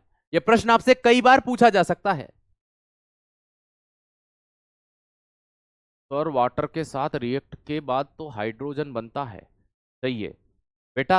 एक बात बताऊं मैं आपको, है ना, किसी को बताना मत, जो कंपाउंड होते हैं उन्हें हम भौतिक विधियों द्वारा नहीं तोड़ सकते। मतलब आप सोचे कि मैं पानी को गर्म करूं और इसकी हाइड्रोजन और ऑक्सीजन अलग हो जाए, तो ये पॉसिबल नहीं होता, वो उसी अवस्था में बने रहते हैं। सर मतलब समझ नहीं आया। बेटा ऐसा समझो कि आप आज अगर अपने गांव में रह रहे हो, कल शहर में रहोगे, परसों 2 शहर छोड़ के रहोगे, तो क्या आपकी आइडेंटिटी बदल जाएगी? क्या आप वही व्यक्ति रहोगे ना? हाँ, आपके व्यवहार में परिवर्तन आ सकता है, क्योंकि आपने जगह बदली है। एज इट इज गैस बनी तो जल के व्यवहार में परिवर्तन आया, बर्फ बना तो व्यवहार में, लेकिन ओरिजिनल में वो H2O था, है और रहेगा। ठीक है, ये चीज ध्यान रखना। तो वेपर का फॉर्मूला भी H2O होता है, बर्फ का फॉर्मूला भी H2O होता है, और पानी का फॉर्मूला भी H2O होता है। तो कोई डिफरेंशिएशन नहीं हो रहा है, कोई चीज में परिवर्तन नहीं हो रहा है। बात समझ में आई? आपको पेंट शर्ट पहना दूं तो भी वही, आपको घाघरा चोली पहना दूं तो भी वही, धोती कुर्ता पहना दूं तो भी वही, जींस टी शर्ट पहना दूं तो भी वही, कुर्ता पजामा पहना दूं तो भी वही। बात समझ रहे हो? मतलब कपड़े बदल देने से आप थोड़े ही बदल जाओगे। होता है क्या ऐसा? कि सर नहीं होता। एज इट इज यहां पर अवस्थाएं बदल जाने से, अगर भौतिक अवस्था बदल रही है तो उसका फॉर्मूला कभी नहीं बदलता दोस्त, याद रखना इस पॉइंट को। चलिए अगला, जब कोई धातु की क्रिया, देखो नाइट्रिक अम्ल के साथ कराई, ये एक एक्सेप्शन है, अपवाद है, स्टार लगा रखा है मैंने, ठीक है, इसीलिए लगा रखा है क्योंकि एक्सेप्शन है। देखो समझो, यहां पर नाइट्रिक अम्ल के साथ क्रिया करा रहे हैं, हमने क्या बोला, धातु जब जब अम्ल से क्रिया करती है क्या बननी चाहिए, क्या बनना चाहिए? कि सर धातु जब जब अम्ल से क्रिया करती है हाइड्रोजन गैस बननी चाहिए। नाइट्रिक अम्ल से क्रिया कराओ, बनेगी नहीं, 100% नहीं बनेगा। जब भी किसी मेटल की क्रिया नाइट्रिक एसिड के साथ कराई जाती है हाइड्रोजन गैस नहीं बनेगी। यह प्रश्न एग्जाम में पूछा गया है CHSL के अंतर्गत, याद रखना इस पॉइंट को। क्या metal nitric acid react with metal and formed gas. बच्चा क्या सोचता है कि भाई मेटल की क्रिया जब भी किसी अम्ल से होती है वो हाइड्रोजन गैस ही प्रोड्यूस करेगा, लेकिन ये अपवाद है, एक्सेप्शन है। और अपवाद है इसलिए मैंने डबल स्टार लिख करके इसको पढ़ा रखा है कि जब भी कोई धातु, याद रखना, नाइट्रिक एसिड के साथ HNO3 के साथ रिएक्ट करती है वो हाइड्रोजन के साथ पानी बनेगा। वहां क्या बनेगा? हाइड्रोजन गैस के साथ पानी बनेगा। और गैस कौन सी निकाल देती है ना? हाइड्रोजन गैस के स्थान पर क्या बनेगा? पानी बनेगा, H2। हाइड्रोजन गैस नहीं बनेगा, पॉसिबल ही नहीं। गैस कौन सी बनेगी? या तो वहां पर N2O बनेगी या NO बनेगी, या तो N2O बनेगी या NO बनेगी, हाइड्रोजन नहीं बनता है। हाइड्रोजन नहीं, हाइड्रोक्साइड। अरे देवता, हाइड्रोजन गैस बोल रहा हूं मैं, हाइड्रोक्साइड क्या होता है? कहां बोला मैंने हाइड्रोक्साइड? कहां बोला? ये हाइड्रोजन गैस होती है ना, तो हाइड्रोजन ही तो बोल रहा हूं। धातु की क्रिया अम्ल से कराने पर हाइड्रोजन गैस बनती है, तो कहां हाइड्रोक्साइड? हाइड्रोक्साइड क्या होता है? NaOH है हाइड्रोक्साइड। कहां लिखा है NaOH? कहीं लिखा है क्या? इधर का उधर मत घुसाया करो यार, तुम क्लास पे फोकस रखो। इसीलिए तो कहते हैं कमेंट करने में रह जाते हो, टीचर क्या पढ़ा रहा है वो सुन नहीं रहा। जब भी मेटल रिएक्ट करता है नाइट्रिक एसिड के साथ, वो कभी भी हाइड्रोजन गैस प्रोड्यूस नहीं कर सकता, ठीक है। वो वहां हाइड्रोजन गैस की जगह पर पानी प्रोड्यूस करेगा, N2 और NO गैस को प्रोड्यूस कर देगा। चलिए आयनिक बंध। आयनिक बंध क्या होता है? जब भी धातु किसी अधातु के साथ बंध बनाती है, metal react with not metal, धातु का अधातु के साथ क्रिया करने पर बना जो बंध होता है उसे आयनिक बंध कहते हैं। धातु एवं अधातु की क्रिया से बनता है, जैसे NaCl, MgOH twice, NaOH, KCl, CaOH twice, KOH। Between metal and non metal, जब भी कोई धातु अधातु के साथ क्रिया करती है, जब भी कोई धातु अधातु के साथ क्रिया करती है तो बनने वाला बंध कौन सा होता है? आयनिक बंध होता है। कौन सा बंध बनता है? आयनिक बंध बनता है। तो धातु की क्रिया अधातु के साथ कराने पर metal react with non metal and formed, याद रखिएगा, ठीक है, एंड फॉर्म्ड क्या बनाएगा, कंपाउंड, यौगिक बनाएगा, और वो यौगिक जो होगा उसमें कौन सा बंध होगा, आयनिक बंध होगा। चलिए, लाफिंग गैस का फॉर्मूला ये नहीं होता, लाफिंग गैस का फॉर्मूला होता है NO2, ठीक है, वो नहीं बन रही है यहां, वो NO2 होता है, ठीक है, हाथ से गैस का फॉर्मूला NO2 होता है। यहां आइएगा, लिथियम पोटेशियम कैल्शियम सोडियम, ये बवाल है भाई, ये चार धातु है, बवाल है। लिथियम पोटेशियम कैल्शियम सोडियम, इनकी अगर बात करें, यह जलवाष्प और अम्ल से क्रिया करके हाइड्रोजन गैस को विस्थापित कर हाइड्रो ऑक्साइड बनाती है। कि सर मतलब, जैसे मान लीजिए आप लिथियम की क्रिया पानी के साथ कराते हैं तो यह हाइड्रोजन गैस नहीं बनाएगा, यह लिथियम हाइड्रो ऑक्साइड LiOH बनाएगा। तो भाई इस तरह से ये क्या करते हैं, ये हाइड्रोजन गैस के स्थान पर हाइड्रो ऑक्साइड बनाते हैं, जिनके पीछे जैसे NaOH होता है ना, उसी तरह से KOH हो जाएगा, CaOH हो जाएगा। तो हाइड्रोजन गैस की जगह पर लिथियम पोटेशियम कैल्शियम और सोडियम, ये चार ऐसी धातुएं हैं, अगर इनकी क्रिया अगर हम कराते हैं अम्ल के साथ, पानी के साथ, वाटर वेपर के साथ, तो ये हाइड्रोजन गैस की जगह पर क्या बनाते हैं, OH हाइड्रोक्साइड, है ना, हाइड्रोक्साइड बनाते हैं। क्या बनाते हैं, हाइड्रोक्साइड बनाते हैं। और metal react with water oxide, ठीक है, बनेगा, या हाइड्रो ऑक्साइड बनेगा। मेटल रिएक्ट विथ वाटर, देखो दो दो चीजें हैं, मेटल रिएक्ट विथ ऑक्सीजन, जैसे आप मान लीजिए मैग्नीशियम की क्रिया ऑक्सीजन के साथ करा रहे हैं, ठीक है, तो क्या बन जाएगा यहां पर, 2MgO बन जाएगा। तो है ना, ऑक्साइड कब बनता है, जब वो ऑक्सीजन के साथ रिएक्ट करता है, ठीक है, ऑक्सीजन के साथ रिएक्ट करता है। जब वो पानी के साथ रिएक्ट करता है तो वो क्या बनाएगा, MgOH ट्वाइस बनाएगा। तो हाइड्रो ऑक्साइड तब बनता है जब वो हाइड्रो किस में, पानी के अंदर है, तो पानी के साथ रिएक्ट करेगा तो हाइड्रो ऑक्साइड बनेगा। ठीक है, अब आपको यहां देख करके ऐसा लग रहा होगा कि सर यहां पर जब ये आ रहा था कि धातु की क्रिया, तो भैया वो NaCl अम्ल है ना, उधर अम्ल से क्रिया कर रहा है, वो हाइड्रोजन गैस से क्रिया नहीं कर रहा है। आप पहले देखो, आप कंफ्यूज उल्टा हो रहे हो, आप इधर वाले को उधर के साथ जोड़ के कंफ्यूज हो रहे हो। चलिए, अब इसी के तरह देखो कुछ होते हैं, मैग्नीशियम है ना, मैग्नीज, एल्यूमिनियम, जस्ता या जिंक या क्रोमियम, इनकी क्रिया जलवाष्प एवं से कराने पर यह हाइड्रोजन गैस को हाइड्रोक्साइड में बदल देते हैं। तो मैग्नीशियम जो होता है, मैग्नीज जो होता है, एल्यूमिनियम होता है, जस्ता होता है, क्रोमियम होता है, इनकी क्रिया जलवाष्प के साथ या अम्ल से कराने पर यह हाइड्रोजन गैस को किस में बदलते हैं, हाइड्रोक्साइड में। तो hydrogen gas convert into hydroxide, ठीक है, लिख देता हूं, इंग्लिश में नहीं है यहां, रिएक्ट विथ वाटर वेपर या acid and formed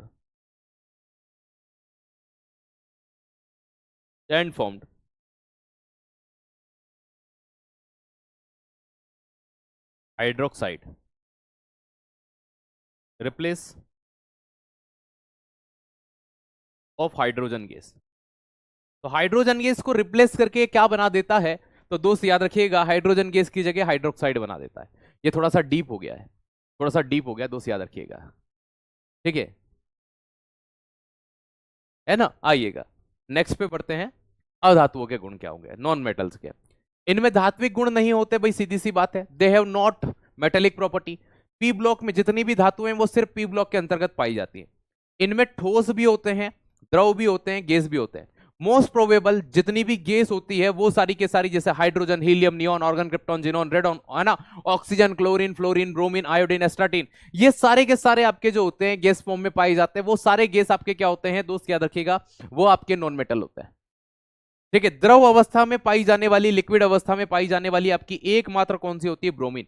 one and only liquid non metal, it's also known as bromine. ठोस अवस्था में आप कार्बन को याद रख सकते हो, है ना, इसके अलावा फास्फोरस को याद रख सकते हो, बहुत सारे हैं और भी। लेकिन जितने भी गैस होते हैं वो ऑलवेज क्या होंगे, तो ये एकमात्र, है ना, अधातुएं जो होती हैं वो तीनों अवस्था में पाई जाती है। धातुएं या तो ठोस होगी या द्रव होगी, लेकिन नॉन मेटल जो होते हैं वो ठोस, द्रव और गैस तीनों स्टेट के अंतर्गत देखने को मिल जाते हैं, ये चीज ध्यान रखना। तो इनमें एक तो मेटेलिक प्रॉपर्टी नहीं होती, दूसरा ये सभी पी ब्लॉक के, है ना, अंडर में आते हैं, ठोस, द्रव और गैस तीनों में होते हैं, है ना। It's found solid, liquid and gas state. Solid में आप कार्बन को देख सकते हो, गैस में helium, neon, argon, krypton, xenon, oganesson को देख सकते हैं, तो याद रखिएगा, ठीक है। और अगली चीज ध्यान रखिएगा, लिक्विड, लिक्विड के तौर पर आप ब्रोमीन को यहां पर देख सकते हैं। ठीक है,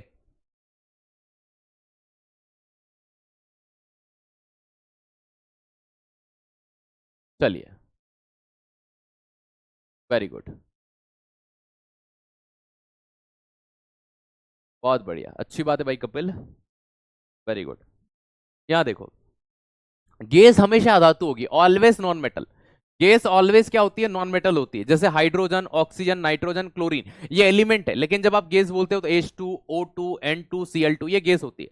अक्रिय गैस जैसे helium, neon, argon, krypton, xenon, radon, 118 element है, जिनमें से 91 आपके मेटल हैं, 20 आपके नॉन मेटल हैं और 7 आपके मेटलोइड हैं, उपधातु हैं।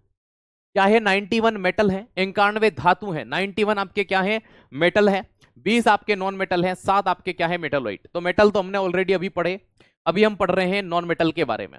तो इनर्ट गैस, अक्रिय gas, helium, neon, argon, krypton, xenon, radon को बोलते हैं hydrogen gas, O2 N2 Cl2, ये गैसेस के तौर पर हम देखते हैं। ठीक है, ये किसके तौर पर देखते हैं, गैसेस के तौर पर हम यहां पर देखते हैं। चलो आगे बढ़ते हैं फिर। अगर हम देखते हैं इस दुनिया के अंदर सबसे ज्यादा कौन सा तत्व बने हुए हैं, तो आज भी वो नॉन मेटल्स ही हैं। ब्रह्मांड के निर्माण में पहले नंबर पर हाइड्रोजन आता है। लगभग ब्रह्मांड का 70 से 75% भाग पूरे यूनिवर्स का जिसने बनाया वो हाइड्रोजन है, और 20 से लेकर के 24% भाग ब्रह्मांड का जिसने बनाया वो हीलियम है। आप कहोगे सर 92%, वो तारे में होता है, सूर्य में 92% हाइड्रोजन और 7% हीलियम कि तारे के अंदर या सूरज के अंदर होती है। एज इट इज पृथ्वी के निर्माण में नंबर 1 पर ऑक्सीजन आता है, 2 पर सिलिकॉन आता है, 3 पर एल्यूमिनियम, चौथे पर लोहा, 5वें पर आता है, सॉरी 5वें क्या 10वें नंबर पर हाइड्रोजन आता है।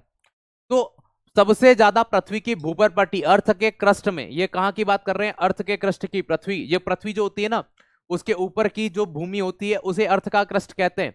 उसके अंदर सबसे ज्यादा कौन सा तत्व होता है, ऑक्सीजन, नॉन मेटल, सिलिकॉन होता है दूसरे नंबर पर, मेटेलॉइड उपधातु होता है। ठीक है सर, प्लीज बी चेक .8, वहां ऑक्साइड लिखा है।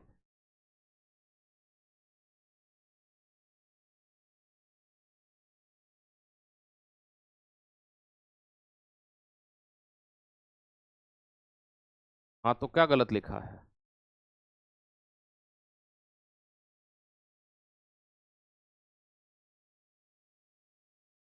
ओके ओके,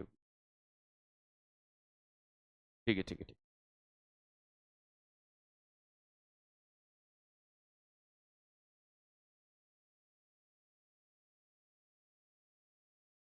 यहाँ धातु क्या हाइड्रोक्साइड आएगा, सॉरी सॉरी, थैंक यू भाई, ठीक है, बाय मिस्टेक।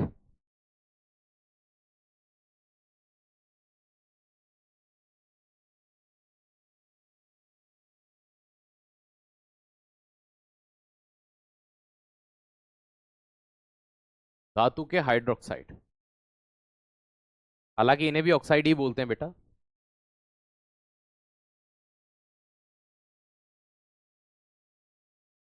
क्यों बोलते हैं हाइड्रोक्साइड, क्योंकि ऑक्साइड क्यों बोलते हैं, क्योंकि हाइड्रोजन गैस वहां पे रिप्लेस हो गया है। तो मेरी नजर में तो आप वही लिखोगे तो ज्यादा बेनिफिशियल रहेगा, धातु का ऑक्साइड, क्योंकि ये भी ऑक्साइड होता है, बस हाइड्रोजन आ जाने के कारण यहाँ हाइड्रोक्साइड हो गया। तो क्योंकि बहुत सी बार क्या होगा, जैसे आप मान लीजिए KOH की क्रिया कराएंगे, है ना, पोटेशियम की क्रिया करवाएंगे, तो पोटेशियम या फिर ऐसे मेटल की क्रिया करा ली, कभी आपने Ca के साथ में आपने यहाँ पर H2O की क्रिया करा ली, तो कभी कभी यहाँ पर क्या होता है, जैसे मान लीजिए इसने आगे चल करके CaO बना लिया, अब यहाँ पर आपके पास ऑक्सीजन एक कम था, इस कंडीशन में यहाँ से हाइड्रोजन गैस रिलीज हो गया, तो कभी कभी पर वो धातु का हाइड्रोक्साइड नहीं बनाया जाता, इसलिए मैंने उस पॉइंट को लिखा है, सही लिखा है बेटा, है ना, घबराना मत। आपको लग रहा होगा यहाँ सोडियम हाइड्रोक्साइड है तो सर यहाँ मेटेलिक हाइड्रोक्साइड आना चाहिए, वो इसलिए नहीं लिखा है क्योंकि सब जगह पर ये लागू नहीं होगा, है ना, इसलिए इसलिए नहीं लिखा है, सब जगह पे लागू नहीं होगा। ठीक है, सब जगह पे लागू नहीं होगा, इसलिए नहीं लिखा है ना, मुझे बाद में ध्यान में आया कि मैंने ऐसा क्यों किया था। यहाँ आ जाइए, वायुमंडल में जो गैस पाई जाती है 78% नाइट्रोजन गैस होती है, ठीक है, 21% ऑक्सीजन गैस होती है, 0.9% ऑर्गन गैस होती है, और 0.03% जो होती है वो कार्बन डाइऑक्साइड गैस होती है। अब आपके माइंड में एक प्रश्न आता है एग्जाम के अंदर कि तीसरी सर्वाधिक गैस कौन सी पाई जाती है, तो तीसरी सर्वाधिक पाई जाने वाली गैस ऑर्गन आती है, याद रखना, पहले नंबर पर नाइट्रोजन है, दूसरे नंबर पर ऑक्सीजन है, और तीसरी सर्वाधिक कौन सी पाई जाती है, तो याद रखिएगा वो ऑर्गन गैस होती है। कौन सी होती है, ऑर्गन गैस, है ना। अब बढ़ते हैं हम लोग आगे। सजीव के निर्माण में, हमारे शरीर के निर्माण के लिए सबसे ज्यादा योगदान अगर किसी तत्व ने दिया तो वो ऑक्सीजन है। नंबर 2 पर जो आता है वो कार्बन आता है, और 3 पर जो आता है वो हाइड्रोजन आता है। नंबर 4 पर जो आता है, 4th नंबर पर हमारे शरीर को बनाने में, दोस्त याद रखिएगा, वो नाइट्रोजन आता है। कौन आता है? नाइट्रोजन। नंबर 5 पे जो आता है ह्यूमन बॉडी के फॉर्मेशन में, वो आता है कैल्शियम। तो याद रखना, जो कैल्शियम है ये पहली धातु है, इसके ऊपर के आपके सभी जितने भी थे वो सभी आपके उपधातु थे। तो ये याद रखना प्रथम धातु है। मानव शरीर में सर्वाधिक पाया जाने वाला अगर मेटल की बात की जाए तो वो कैल्शियम होता है। इसके ऊपर आपको ये जो ऑक्सीजन दिखा, कार्बन दिखा, हाइड्रोजन दिखा, नाइट्रोजन दिखा, ये सभी आपके नॉन मेटल होते हैं, अधातु होते हैं। तो ह्यूमन बॉडी के अंदर लगभग 65% ऑक्सीजन होता है, 18% कार्बन होता है, 10% हाइड्रोजन होता है, 3 से 4% नाइट्रोजन होता है, 2% के आसपास कैल्शियम होता है। इस तरह से ये कॉम्बिनेशन पाया जाता है। तो सबसे ज्यादा कौन होता है? ऑक्सीजन होता है, ऑक्सीजन देखने को मिलता है। चलिए अगले पे आते हैं, थोड़ा सा बढ़ते हैं आगे। धात्विक चमक इनमें नहीं होती, मेटेलिक लस्टर नहीं होता, लेकिन अपवाद और अपवाद जहां पर, वो हमारे प्रश्न एग्जाम में। अब देखो यहां पर अपवाद या एक्सेप्शन में कौन आता है? कार्बन। कार्बन के अंदर आपने हीरा देखा होगा, हीरे की अपनी चमक है, ग्रेफाइट की चमक है, और आयोडीन। अधातुओं में धात्विक चमक नहीं होती, क्योंकि धात्विक चमक जो होती है, मेटेलिक लस्टर का जो गुण पाया जाता है वो किस में होता है? मेटल में होता है, नॉन मेटल में नहीं पाया जाता। लेकिन यहां पर है, यहां पर किन में पाया जाता है? तो हीरे के अंदर पाया जाता है ना, ग्रेफाइट के अंदर पाया जाता है, और आयोडीन के अंदर पाया जाता है। तीनों ही पूछते हैं, बताइए धात्विक चमक किस अधातु में पाई जाती है? तो इन तीनों में से कोई एक ऑप्शन में हो सकता है। मुलायम एवं भंगुर होती है, याद रखना, सॉफ्ट एंड, याद रखना, ब्रिटल इन नेचर, मतलब कि इजीली टूट सकती है, जैसे कोयला आप तोड़ते हो। इन्हें सरलता से तोड़कर पीसकर चूर्ण बना सकते हैं, वही चीज बोला, ये चीज का मतलब यहां पर हिंदी में लिख दिया मैंने। लेकिन इसका भी एक एक्सेप्शन है, हीरा या डायमंड।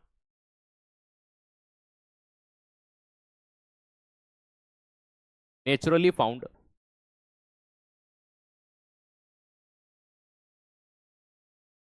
हार्डेस्ट मैटर, प्राकृतिक रूप से पाया जाने वाला सबसे कठोरतम पदार्थ कौन होता है? मोस्ट रिपीटेड इन एग्जाम्स, ठीक है, हीरा।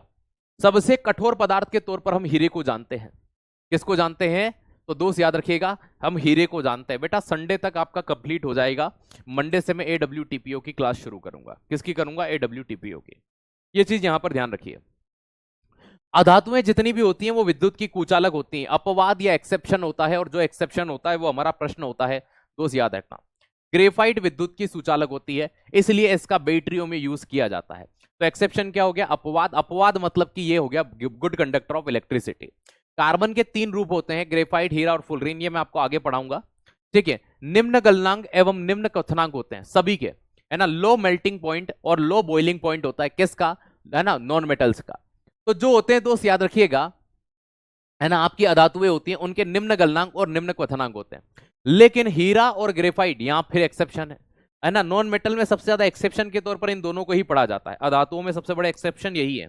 इनके हाई, याद रखना, अगर हम ग्रेफाइट को या हीरे को ले जाएं गलाने के लिए तो 1500-1700 डिग्री सेंटीग्रेड पे जाना पड़ता है। और इतना तो गैसेस का ही नहीं, गैस तो माइनस, जैसे कि हीलियम गैस है, -272 डिग्री के आसपास लिक्विड अवस्था में होती है। सर क्या बात कर रहे हो? हाँ, उसके बाद गैस में कन्वर्ट होती है, तो ये तो माइनस में ही है। ये मुश्किल से जो है कार्बन का अपवाद है, हीरा और ग्रेफाइट, इनको ले जाना पड़ता है 1000-1500 डिग्री सेंटीग्रेड पर, बाकी कुछ नहीं हो सकता। चलिए नेक्स्ट, ये यहां देख लो आप, ठोस से द्रव, द्रव से गैस, इसको है ना, ठोस से द्रव में आते हैं तो मेल्टिंग बोलते हैं, द्रव से गैस में जाते हैं तो बॉइलिंग बोलते हैं। अगले आते हैं, अधातुएं इलेक्ट्रॉन ग्रहण कर ऋण आयन बनाती है, बिल्कुल सही बात है। लेकिन अपवाद और एक्सेप्शन, एक्सेप्शन मतलब हमारा प्रश्न, ये सारे इलेक्ट्रॉन ग्रहण करते हैं, आई एक्सेप्ट दैट, लेकिन फिर भी एक अपवाद है, और अपवाद है मतलब हमारा प्रश्न है। हाइड्रोजन जो होती है वो धनायन बनाती है, ये इलेक्ट्रॉन दान करती है, इलेक्ट्रॉन डोनेट करती है और पॉजिटिव चार्ज रखती है। तो हाइड्रोजन एकमात्र ऐसा नॉन मेटल है, कोई भी ऐसा नॉन मेटल नहीं है, याद रखिएगा, जो अपने ऊपर पॉजिटिव चार्ज रखता हो सिवाय हाइड्रोजन के। इसीलिए एसएससी से आवारा तत्व के नाम से अक्सर एग्जाम में पूछती है। तो दोस्त याद रखिएगा, एसएससी से क्या कहती है? आवारा तत्व के नाम से पूछती है। सहसंयोजक बंध, देखो जब भी दो अधातुएं आपस में बंध बनाती हैं, तो अधातुओं के बीच, धातु अधातु के बीच बना था तो आयनिक बंध था, लेकिन नॉन मेटल के बीच जो बंध बनता है वो कौन सा बनता है? तो दोस्त याद रखिएगा, उसे सहसंयोजक बंध, कोवेलेंट बॉन्ड कहा जाता है। क्या कहा जाता है? Covalent bond. तो अधातु अधातु के बीच, बिटवीन नॉन मेटल्स के बीच जो बंध बनता है उसे हम क्या कहते हैं? सहसंयोजक बंध कहते हैं। तो अगर आपसे पूछे कि अधातुओं के बीच कौन सा बंध होता है, सहसंयोजक। धातु और अधातु के बीच में कौन सा होता है, आयनिक बंध। धातु धातु और धातु धातु धातु के बीच में बंध नहीं बनता, धातु धातु के बीच में बंध बनता ही नहीं है। चलिए, धातु के ऑक्साइड कैसे होते हैं, अम्लीय होते हैं। जैसे कि आपने देखा होगा, है ना, भाई धातुओं के ऑक्साइड अम्लीय होते हैं, तो क्या एग्जांपल ले सकते हैं कि धातु का ऑक्साइड अम्लीय है। तो फॉर द एग्जांपल आप लिख सकते हैं यहाँ पर, जैसे कार्बन डाइऑक्साइड ले लो, सल्फर डाइऑक्साइड ले लो, ये ऑक्साइड है, ये अम्लीय प्रवृत्ति के होते हैं, ये एसिड का फॉर्मेशन करेंगे। लेकिन अपवाद, अपवाद मतलब हमारा प्रश्न, क्या अपवाद है भैया, पानी और कार्बन मोनोऑक्साइड यहां पर उदासीन होते हैं, न्यूट्रल होते हैं, है ना, इनका पीएच मान 7 होता है।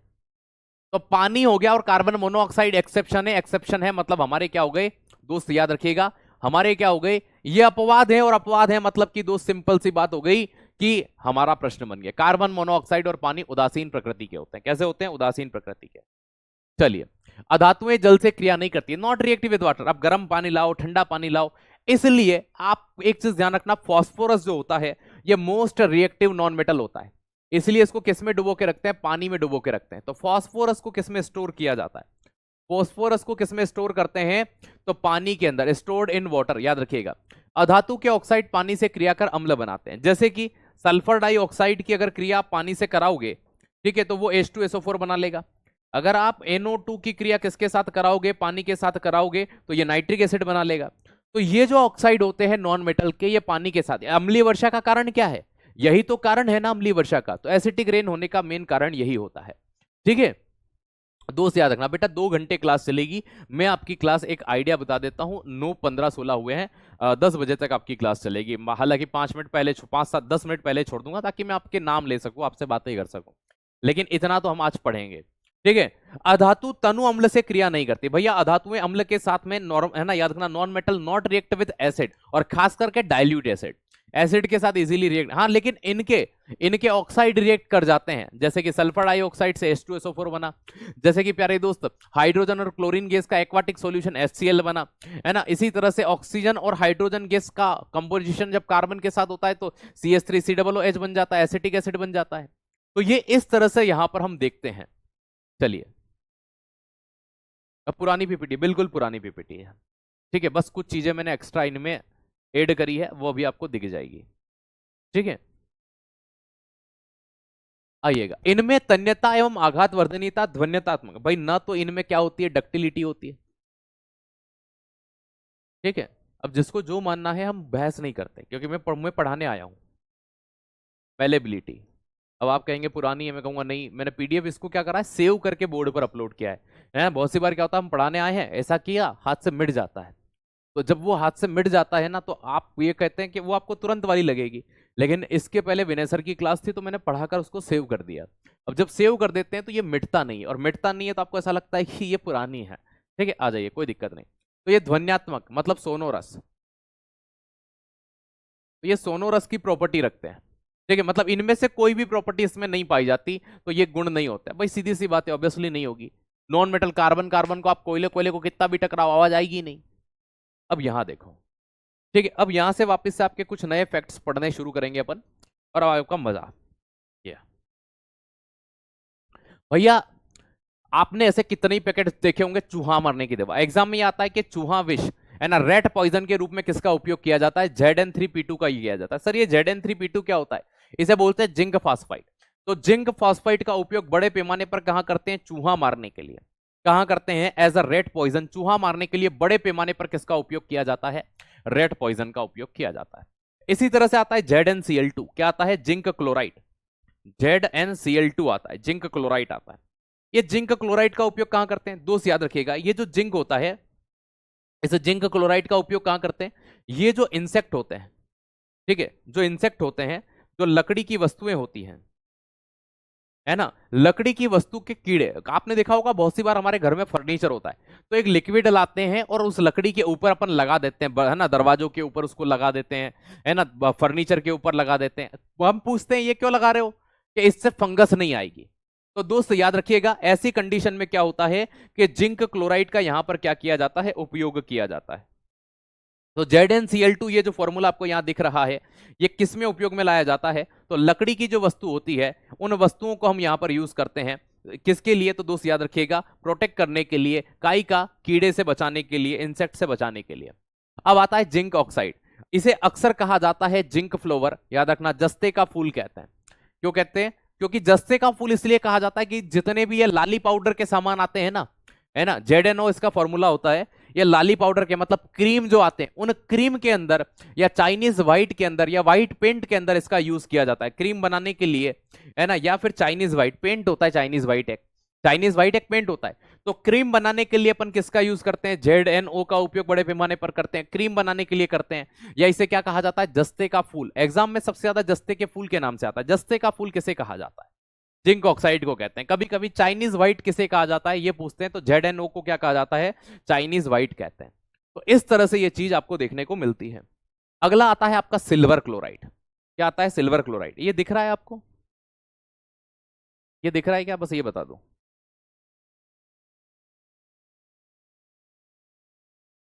सिल्वर क्लोराइड, इसे हॉर्न सिल्वर कहा जाता है। क्या कहते हैं? Horn silver. दिख रहा है ये?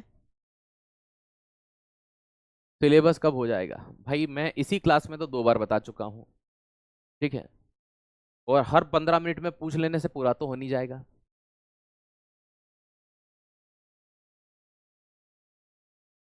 मैं ठीक हूं। नहीं दिख रहा है सर।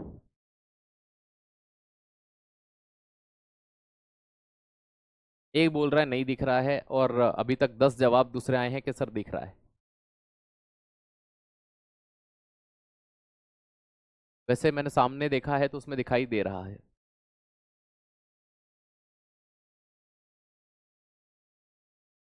ठीक है, मैं बोल देता हूं। जो सिल्वर होता है ये सफेद चमकीली धातु होती है, चमकदार होती है। सिल्वर का जो सिंबल होता है भैया वो एजी। एजी का मतलब क्या होता है? अर्जेंटाइन होता है। क्या होता है? अर्जेंटाइन। और इसे ही आप क्या बोलते हैं? इसे ही आप सिल्वर बोलते हैं, इसे ही आप क्या बोलते हैं? चांदी बोलते हैं, है ना। ये सब इसी के नाम है ना। एक ग्रुप डी का सदस्य है, परमाणु क्रमांक 47 होता है, द्रव्यमान 107.8 होता है।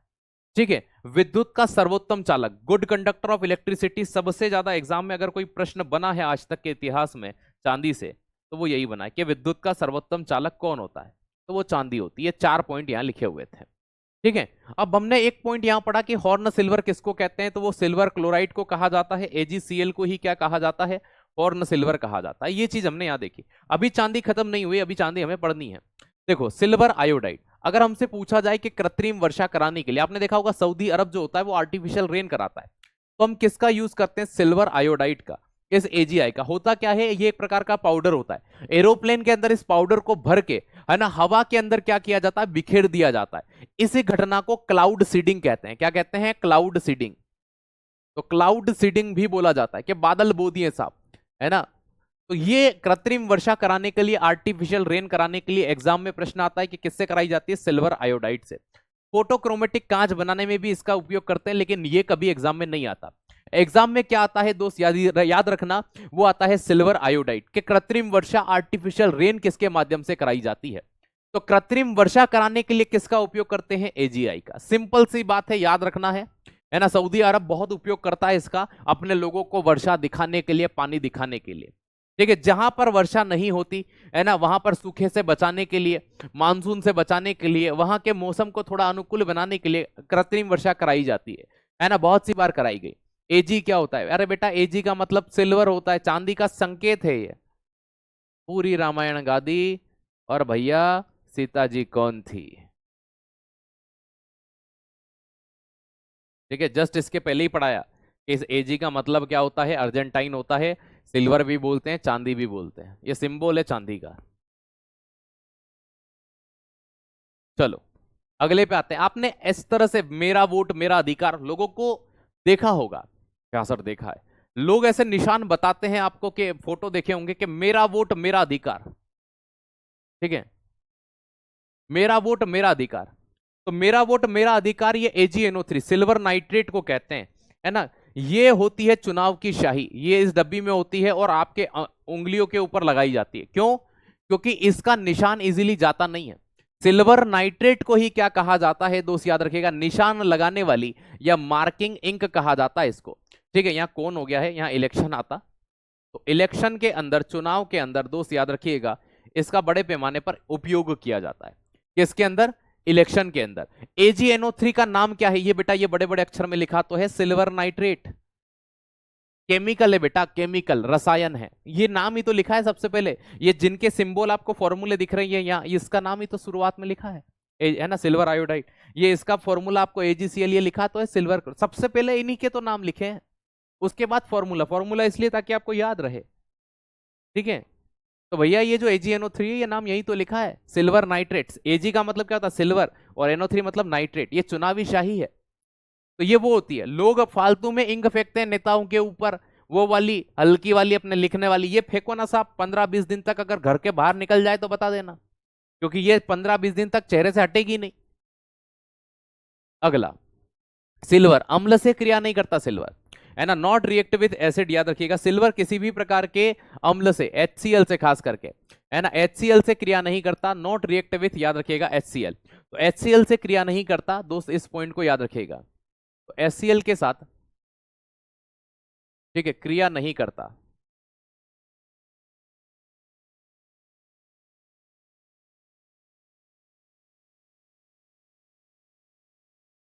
Not react with hydrochloric acid.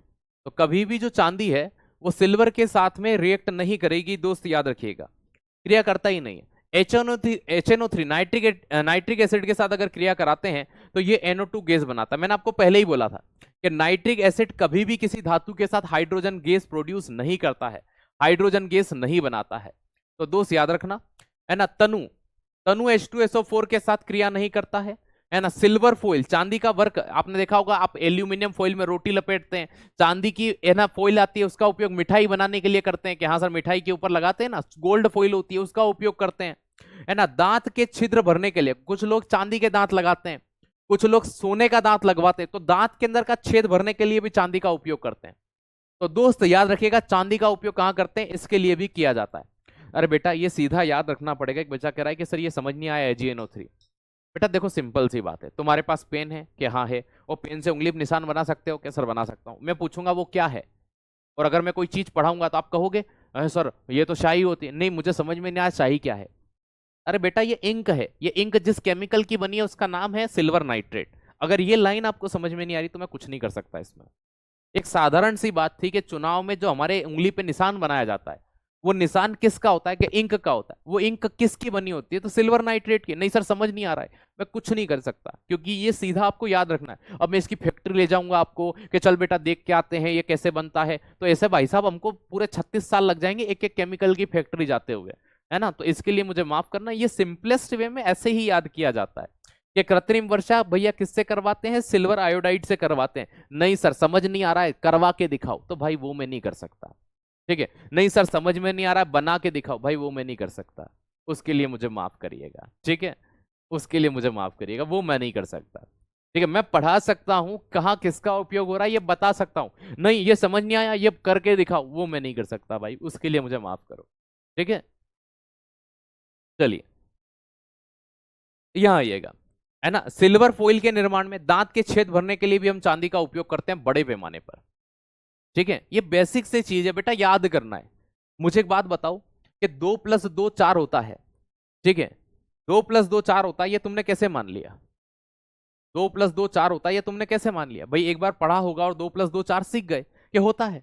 अब आप कह रहे हो नहीं सर, ठीक है, पूरा जमाना कह रहा है, आप कह रहे हो नहीं सर 2+3 5 होता है, ठीक है।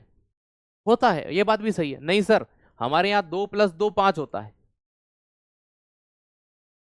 हाउ कैन बेटा, कैसे करेंगे? टीचर है, हम सिर्फ पढ़ा सकते हैं, हम उस चीज को नहीं बता सकते, ठीक है।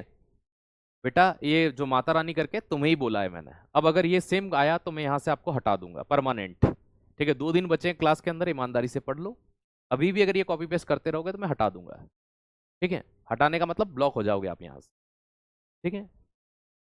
आइएगा यहाँ पर, आयरन पाइराइट FeS2 को कहा जाता है। किसको कहते हैं? FeS2 को क्या कहते हैं? आयरन पाइराइट कहते हैं। फॉर्मूला होता है FeS2, ये लिखा हुआ है। बेवकूफों का सोना होता है। ऑलरेडी मैं आपको ये सब सारी चीजें पढ़ा चुका हूं अधिकतर। इसे फुल्स गोल्ड बोलते हैं। देखो ये क्या होता है? लोहा होता है, ठीक है। इसको ब्लॉक कर दो यहां से, ठीक है, और स्क्रीनशॉट ले लो इनके, क्योंकि अभी 200 से 250 बार कॉपी पेस्ट कर दिया है, तो कभी कॉल करे या कोई मैसेज आए तो अभी इनका स्क्रीनशॉट लेके रख लो, ठीक है। अब नहीं मानते हैं तो फिर परमानेंट हटा देना। चलो आइए, है ना, बड़े प्यार से बड़े शालीनता से 3 बार मैंने बोला, 4 बार बोला, लेकिन वो होता है ना कि माला खाली, वो वही है। चलिए, आयरन पाइराइट को ही क्या कहा जाता है? Fe2 को बेवकूफों का सोना कहते हैं। क्या कहते हैं? बेवकूफों का सोना कहते हैं। अब देखो होता क्या है, ये दिखता है ऐसा पीले कलर का पत्थर, और लोग इसको क्या कर देते हैं दोस्त, याद रखिएगा, इस पत्थर को समझ लेते हैं सोना और खरीद लेते हैं, सस्ता मिल रहा है। अरे सस्ता, आप उसके बुआ जी के लड़के हो, मौसी के लड़के हो, फूफा जी के लड़के हो, जमाई साहब हो कौन आप उसके, तो आपको इतना सस्ता देके जा रहा है Fe2 बेवकूफों का सोना। तो दोस्त याद रखिएगा, सॉरी सर। अरे बेटा सॉरी बोलने से क्या होगा, आप गलतियां तो ऐसी करते हो और फिर बोलते हो सॉरी सर, ठीक है। आपको 3 बार समझाया तो आप मानते हो नहीं, फिर बोलते हैं सर गुस्सा कर रहे हैं। गुस्सा नहीं कर रहा हूं मैं, जेन्युइन ही बोल रहा हूं। जो चीजें नॉर्मल याद करने की है वो नॉर्मल याद की जाती है, ठीक है। आइए, गोल्ड के बारे में देखिएगा। गोल्ड यह अम्लराज या एक्वारेज है, शाही पानी में घुलता है क्या? हाँ सर। सोना इसमें घुलकर क्या बनाता है? क्लोरिक अम्ल बनाता है। किसके अंदर घुलता है? गोल्ड ना, गोल्ड किसके अंदर घुलता है? एक्वारेजिया के अंदर। यह क्षार से क्रिया नहीं करता, बेस के साथ क्रिया नहीं करता। सर्वाधिक आघातवर्ध और तन्यता, ये सारी ही प्रॉपर्टीज हम ऑलरेडी पहले पढ़ चुके हैं, तो आपको अगर इसको दोबारा नहीं भी लिखोगे तो चलेगा, ठीक है, चलेगा ये। अगली चीज, सोना। सोने को कठोर बनाने के लिए उसमें क्या मिलाते हैं? उसमें तांबा और चांदी मिलाई जाती है, ठीक है। क्या मिलाते हैं? उसके अंदर कॉपर और सिल्वर मिलाते हैं। प्योर जो सोना होता है वो कितने कैरेट का होता है? तो याद रखना प्योर गोल्ड, ठीक है। प्योर गोल्ड जो होता है, ठीक है, वो 24 कैरेट का होता है। कितने कैरेट का होता है? 24 कैरेट का प्योर गोल्ड होता है। लेकिन हमारे जो आभूषण बनते हैं वो कितने कैरेट के बनते हैं? 22 कैरेट के बनते हैं। कितने कैरेट के बनते हैं? 22 कैरेट के, ठीक है। सॉरी सर आपको, बेटा आप सॉरी बोलने से क्या होगा, ठीक है। जब चिड़िया चुग गई खेत, अब पछतावत होत क्या जब चिड़िया चुग गई। चलो ठीक है, आपकी सॉरी एक्सेप्ट करते हैं, अब मत करना कॉपी पेस्ट, भैया छोड़ दो इसको, बख्श दो, ठीक है। 22 कैरेट गोल्ड के आभूषण बनते हैं, इससे ज्यादा के नहीं बन सकते। तो 22 कैरेट गोल्ड में शुद्ध सोना कितना परसेंट होता है? 91 पॉइंट, याद रखिएगा, 6%। इसी तरह से दुकानदार 18 कैरेट का भी बनाता है, तो 18 कैरेट में कितना गोल्ड होगा? तो याद रखिएगा 18/24 गुणा 100, ठीक है। इसको काटेंगे तो 6 तिया 18, 6 चौक 24, 25 तिया 75, 75%। कितना? 75% गोल्ड होगा 18 कैरेट में। तो 18 कैरेट के सोने में कितना गोल्ड होता है? 75%। और याद रखिएगा, जो आप ज्वेलरी बनाते, जो आप आभूषण बनाते, वो कभी भी 100% गोल्ड नहीं होता। उसमें अधिकतम जो गोल्ड होगा वो 91.6% होगा। 91.6% से ज्यादा हो ही नहीं सकता। अगर कोई आपको ये बोल दे कि मैंने 100% सोने का आभूषण बनाया, या तो वो झूठ बोल रहा है, या तो वो झूठ बोल रहा है, या वो सोना नहीं है। अगर 100% से बना हुआ है तो वो सोना नहीं है। सोना आपके बिस्कुट आ सकते हैं, कभी भी 100% गोल्ड के, दोस्त याद रखिएगा, कभी भी 100% गोल्ड का कोई ज्वेलरी बन ही नहीं सकता, कभी नहीं बन सकता, पॉसिबल ही नहीं है। दोस्त याद रखना इस बात को, है ना। पॉसिबल क्या है? पॉसिबल ये कि ज्यादा से ज्यादा 22 कैरेट गोल्ड का बना सकते हो, जिसमें 91.6%। कि सर क्यों नहीं बन सकता? कारण ये है कि इतना मुलायम बनेगा कि हल्का सा यूं खींचने पे टूट जाएगा आपका वो ज्वेलरी, वो जो हार होगा, जो कंगन होगा, वो सारे इजीली टूट जाएंगे। इसलिए उनको हार्ड बनाने के लिए मोस्ट प्रोबेबल तांबा या चांदी, चांदी तो मिलाते ही नहीं, चांदी खुद 1 लाख रुपए किलो है, तो तांबा ही मिलाते हैं। क्या मिलाते हैं? तांबा ही मिलाते हैं, ठीक है। इस पॉइंट को याद रखिएगा। ऑरिक क्लोराइड, अभी आपने देखा होगा एक व्यक्ति है जिनका नाम है मुरली, है ना, मुरली वाला हौसला, ठीक है। मुरलीधर नाम है उनका, ओरिजिनल वास्तविक नाम है ना। सांप का रेस्क्यू वगैरह करते हैं, आपने कहीं कभी ना कभी लाइफ में उनका वीडियो जरूर देखा होगा। अभी उनको एक, है ना, किंग कोबरा ने काट लिया था हाथ के ऊपर, ठीक है। लगभग 22 से 24 एंटी वेनम के इंजेक्शन लगे हैं। सांप के जहर को काटने का जो काम करता है उसे एंटी वेनम कहा जाता है, याद रखना, या सांप के जहर का एंटीडोट कहा जाता है। आपने उनका वीडियो अक्सर देखा होगा सांप को पकड़ते हुए। तो सांप का जो जहर होता है, दोस्त याद रखिएगा, सांप के जहर के एंटीडोट के लिए जिसका उपयोग किया जाता है वो होता है AuCl, ठीक है। सांप के जहर के एंटीडोट के रूप में किसका यूज करते हैं? ऑरिक क्लोराइड। तो ऑरिक क्लोराइड AuCl को कहा जाता है एंटीडोट फॉर स्नेक पॉइजनिंग। सांप के जहर का एंटीडोट बनाने के लिए इसका उपयोग किया जाता है, इस केमिकल का। तो वो सांप के जो जहर होते हैं ना, हालांकि उसमें सांप का जहर का भी यूज होता है, लेकिन उसके साथ में एक केमिकल मिलाते हैं जिसको ऑरिक क्लोराइड बोलते हैं, AuCl बोलते हैं। क्या बोलते हैं? AuCl। तो ऑरिक क्लोराइड सांप, देखो जहर को जहर ही काटता है, सांप के जहर से ही उसके एंटीडोट बनाए जाते हैं। लेकिन उसके एंटीडोट को बनाने के लिए उसमें केमिकल मिलाते हैं। वो केमिकल कौन सा है? तो दोस्त याद रखना, ऑरिक क्लोराइड AuCl। अच्छा बंदा है, बहुत अच्छा काम करता है। सांप को पकड़ने के लिए किसी से किसी प्रकार का कोई भी वो पैसा नहीं लेता है ना। याद रखिए, किसी व्यक्ति के यहाँ गया, सांप है, कुछ लोग बोलते हैं वीडियो क्यों बनाते हो साहब। मुझे एक बात बताइए कि अगर वो व्यक्ति किसी व्यक्ति की सेवा कर रहा है, ठीक है, मान लीजिए आपके घर को आपने फोन लगाया, आपके यहाँ सांप पकड़ने आए, उनने आपसे कोई चार्ज नहीं लिया, भैया मान लीजिए वो 50 किलोमीटर से व्यक्ति आया, 50 किलोमीटर वापस जाएगा, ठीक है, वो बहुत सारे काम ऐसे कर रहा है, अपना घर परिवार भी चलाए, तो वीडियो बना करके अगर वो कहीं से 2 पैसा कमा रहा है तो लोग उसमें भी आपत्ति कर लेते हैं कि भाई आप क्यों कमा रहे हो, ठीक है, आपको वीडियो नहीं बनाना चाहिए, है ना, आपको ये नहीं करना चाहिए। लेकिन मैं नहीं मानता, मैं मानता हूं कि वास्तविकता में वो एक अच्छा काम कर रहा है, और अगर वो वीडियो बना करके लोगों को जागरूक कर सकता है तो उसमें क्या दिक्कत है? मुझे नहीं लगता। एक ऐसे ही एक बहुत अच्छे व्यक्ति हैं, नितिन जानी करके, गुजरात के हैं। अगर आपको वास्तविकता में एक इंसान कैसा होना चाहिए इसकी परिपक्वता देखनी है तो उनके, है ना, यूट्यूब के ऊपर या फिर इंस्टाग्राम के ऊपर वीडियो देख लेना उनकी। नितिन जानी नाम है, उन्हें खजूर कहते हैं, प्यार से लोग क्या कहते हैं? खजूर कहते हैं, है ना। नितिन जानी, कभी देखना उनको। गरीबों के लिए घर बनवाना, ये सारे काम वो ये व्यक्ति करते हैं। हमें इनसे सीखना चाहिए कि अगर हमारे पास कुछ अच्छा आ जाए तो हमें लोगों की मदद किस प्रकार से करनी चाहिए, ठीक है। वो उम्मीद तो हमें हर बार बेहतर की होगी ही होगी, लेकिन अगर हम हमसे जितना हो पाए उतनी मदद अगर किसी के लिए कर पाए तो दोस्त याद रखिएगा, आप खजूर भाई को एक बार जरूर देखना, कभी देखो तो। चलिए, पिंच ब्लेंड मैंने आपको पढ़ाया है, इसका फॉर्मूला होता है U3O8। पिंच ब्लेंड से किसकी प्राप्ति करते हैं तो दोस्त याद रखिएगा, है ना, सॉरी सॉरी, पिंच ब्लेंड,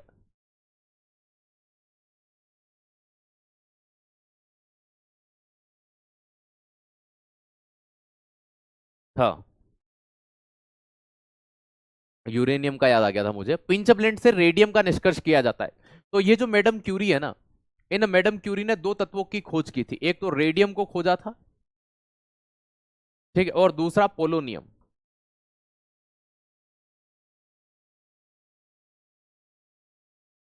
और ये जो पोलोनियम है, इन्होंने अपने देश पोलैंड के नाम पर इसका नाम रखा।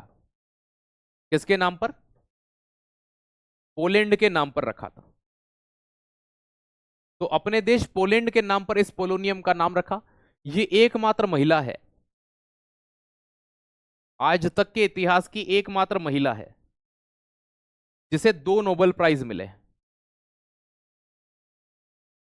एक फिजिक्स के लिए और एक केमिस्ट्री के लिए। आज जो आप रेडियम लगाते हो ना गाड़ियों के पीछे, ये वही है। चलिए चलिए, बहुत बढ़िया। चलो आज मैं यहीं रोक देता हूं, नहीं तो ज्यादा हो जाएगा, है ना। इच्छा तो मेरी 2 घंटे पूरी लेने की थी, लेकिन बहुत सारे बच्चे, भैया हमें भूख लग रही है, कोई बात नहीं, आप खाना खा लीजिए। क्लास विराम हो चुकी है, जिन्हें जाना है अब वो जा सकते हैं। चलिए, अंकिता आप कहाँ से क्लास लेते हो गुरुजी? RW ऑफिस से, या मैं उज्जैन, मध्य प्रदेश के उज्जैन से क्लास लेता हूँ। बाबा महाकाल की नगरी है, आपने नाम सुना हो तो। चलिए, मैंने देखा है उनको, बहुत अच्छी बात है कि अगर आप उनको जानते हैं। नहीं तो आज तक कभी मैंने कुछ नहीं कहा क्लास में, आज फर्स्ट टाइम कहा क्योंकि क्लास बड़ी लगी। बेटा बड़ी क्लास लग क्यों रही है आप ये देखिए, क्योंकि मुझे AWTPO की मंडे से क्लास शुरू करनी है। अब आप, अगर आपको मैंने शुरू में ही कहा कि अगर आप आधा घंटा हजम कर सकते हैं, आप आधे घंटे की लीजिए, उसके बाद आपकी, आप ड्राइवर या फिर दिल्ली पुलिस की तैयारी कर रहे हैं, कांस्टेबल की, तो आपकी क्लास ऑलरेडी संडे के बाद नहीं चलने वाली है। तो आपकी ये 2 ही तो क्लास हैं, आप इन्हें रिकॉर्डेड 20-20, 25-25 मिनट की देख लेना। सुनना मेरी ये बात, है ना, मैं ये नहीं कह रहा कि आपके 8 दिन तक, मैं सिर्फ 2 दिन आपकी क्लास लेने वाला था, आज और कल। 4 घंटे की आपकी क्लास होती, वो भी मैंने आज 1.5 घंटे में छोड़ दी। तो मेरी बात समझिए आप, कि मैंने अगर इस क्लास को भी 1.5 घंटे में छोड़ दिया, तो आप अगर 4 दिन की क्लास है, आप संडे के बाद मंडे और ट्यूसडे 2 दिन 1-1 घंटे की एक्स्ट्रा देख लेते, तो काम हो जाता। भाई वैसे भी आप कांस्टेबल वाले बच्चों की क्लास केमिस्ट्री की फिर चलनी नहीं है, ड्राइवर वाले की, SCM वाले की, है ना, किसी की भी नहीं चलनी, सिर्फ चलेगी AWTPO वाले की, वो उनके बेच में चलेगी। चलो, गरीब हेल्प करते हैं सर जी, देखा है, बहुत अच्छे इंसान हैं, गरीबों की मदद करते हैं, बिल्कुल। ठीक है, मधुश्री का जवाब था ये। रूपा नाम, good night sir, good night. ठीक है, मजा आ गए सर। विजय, है ना, गुगड़ चुरू से, राजस्थान से हैं, बहुत बढ़िया। सूरज यादव, सर जी, जी बोलिए भाई। नितिन सर पढ़ाओ 10 मिनट और। भाई अब क्लास एंड हो गई है, Pradeep Kumar okay sir. Shivani nice sir ji, ठीक है थैंक यू। प्रिया राघवाल थैंक्स सर। क्लास बड़ी लग रही थी। अरे बेटा बड़ी लग रही है तो भाई तुम्हारा कुछ नहीं कर सकते, माता रानी, तुमने नाम ही माता रानी रख लिया है, ठीक है, लेकिन तुम खुद ही डर रही हो, तो पहले तो नाम बदल लो, है ना, अपना नाम रखो डरने वाली रानी, ठीक है। प्रकाश ले लीजिए गुरुजी, नहीं भैया बंद ही कर दी हमने। सर आज बहुत ही अच्छा लगा पढ़कर, मजा आ गया है, थैंक यू गुरुजी। चलो ये दो अलग अलग व्यक्ति थे। प्रिया बहुत अच्छा लगा, thank you. Ayushi Tomar sir कल भी 2 घंटे की होगी, हाँ कल तो मैं 2 घंटे ही लूंगा। सूरज यादव सर जी थोड़ा साइड हो जाएं, पूरा हो जाएंगे ये लो। सर आप खाना नहीं खाएंगे क्या? अभी देखते हैं, अभी मैं आपकी क्लास छोड़ता हूँ उसके बाद। हर हर महादेव सर जी लेट आया हूँ, कोई बात नहीं, रिकॉर्डेड देखिएगा, ठीक है। उज्जैन में भी स्टूडियो है क्या गुरुजी? नहीं, ये हमारा घर ही लगा हुआ है। सर सेमेस्टर एग्जाम देना है, बिल्कुल दे सकते हैं, आप बहुत अच्छा पढ़ाते हैं। शिवानी जी धन्यवाद। चलिए, उज्जैन से हो सर जी? जी बिल्कुल, मधुश्री जी उज्जैन से हूँ मैं। कल क्लास रहेगी? बिल्कुल रहेगी। अच्छा पढ़ाते हैं, बहुत अच्छा लगता है आपसे पढ़कर, धन्यवाद।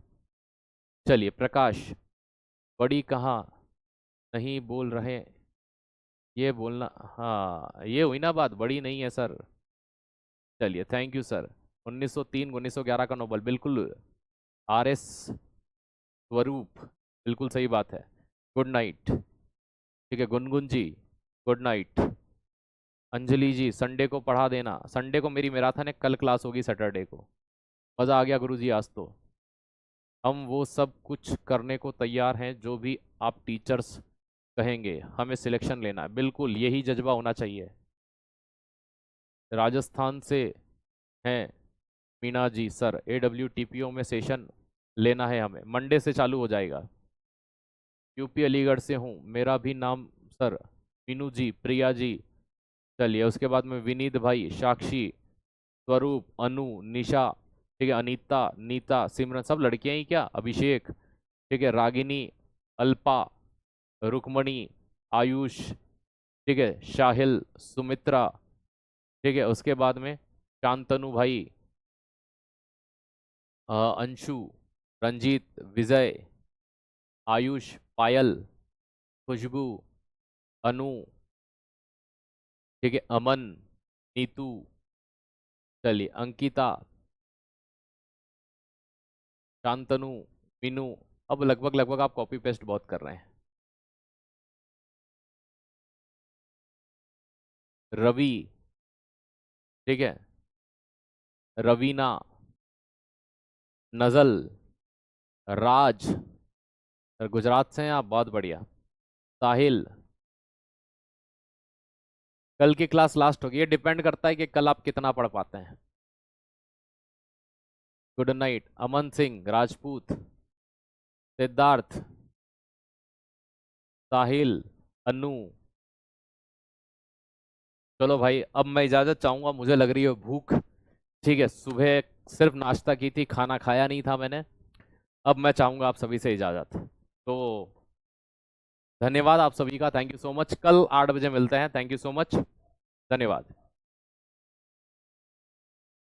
शायरी कल सुन लेना यार, अब थकावट हो रही है अब। ठीक है बेटा, गर्ल्स की हाइट जिनका एक डाउट था, अब एक बार अंकित सर का वीडियो देख लेना पूरा, फिजिकल के लिए क्या क्या चीजें हैं, आपको पूरा क्लियर हो जाएगा, क्योंकि आपको इसके बाद भी एक डाउट निकलेगा।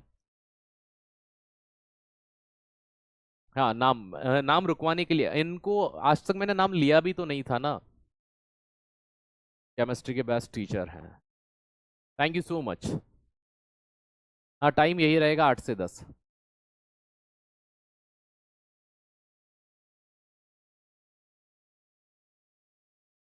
सर H1 मैराथन लगा सकते हैं क्या? प्रदीप कुमार, 9:41 PM सर, हम मथाना लगा सकते हैं क्या? मैराथन काई के लिए लगानी है? लगा लो, पढ़ना है पुराना तो लगा लीजिए। कल बताएंगे बेटा, सिलेबस कल पूरा हो पाता है या नहीं, कल ही डिसाइड होगा, अगर कल नहीं होगा तो संडे को एक क्लास लगेगी, मैं भविष्य की प्रिडिक्शन नहीं कर सकता, ठीक है। तो धन्यवाद आप सभी का, कल मिलते हैं हम लोग 8 बजे।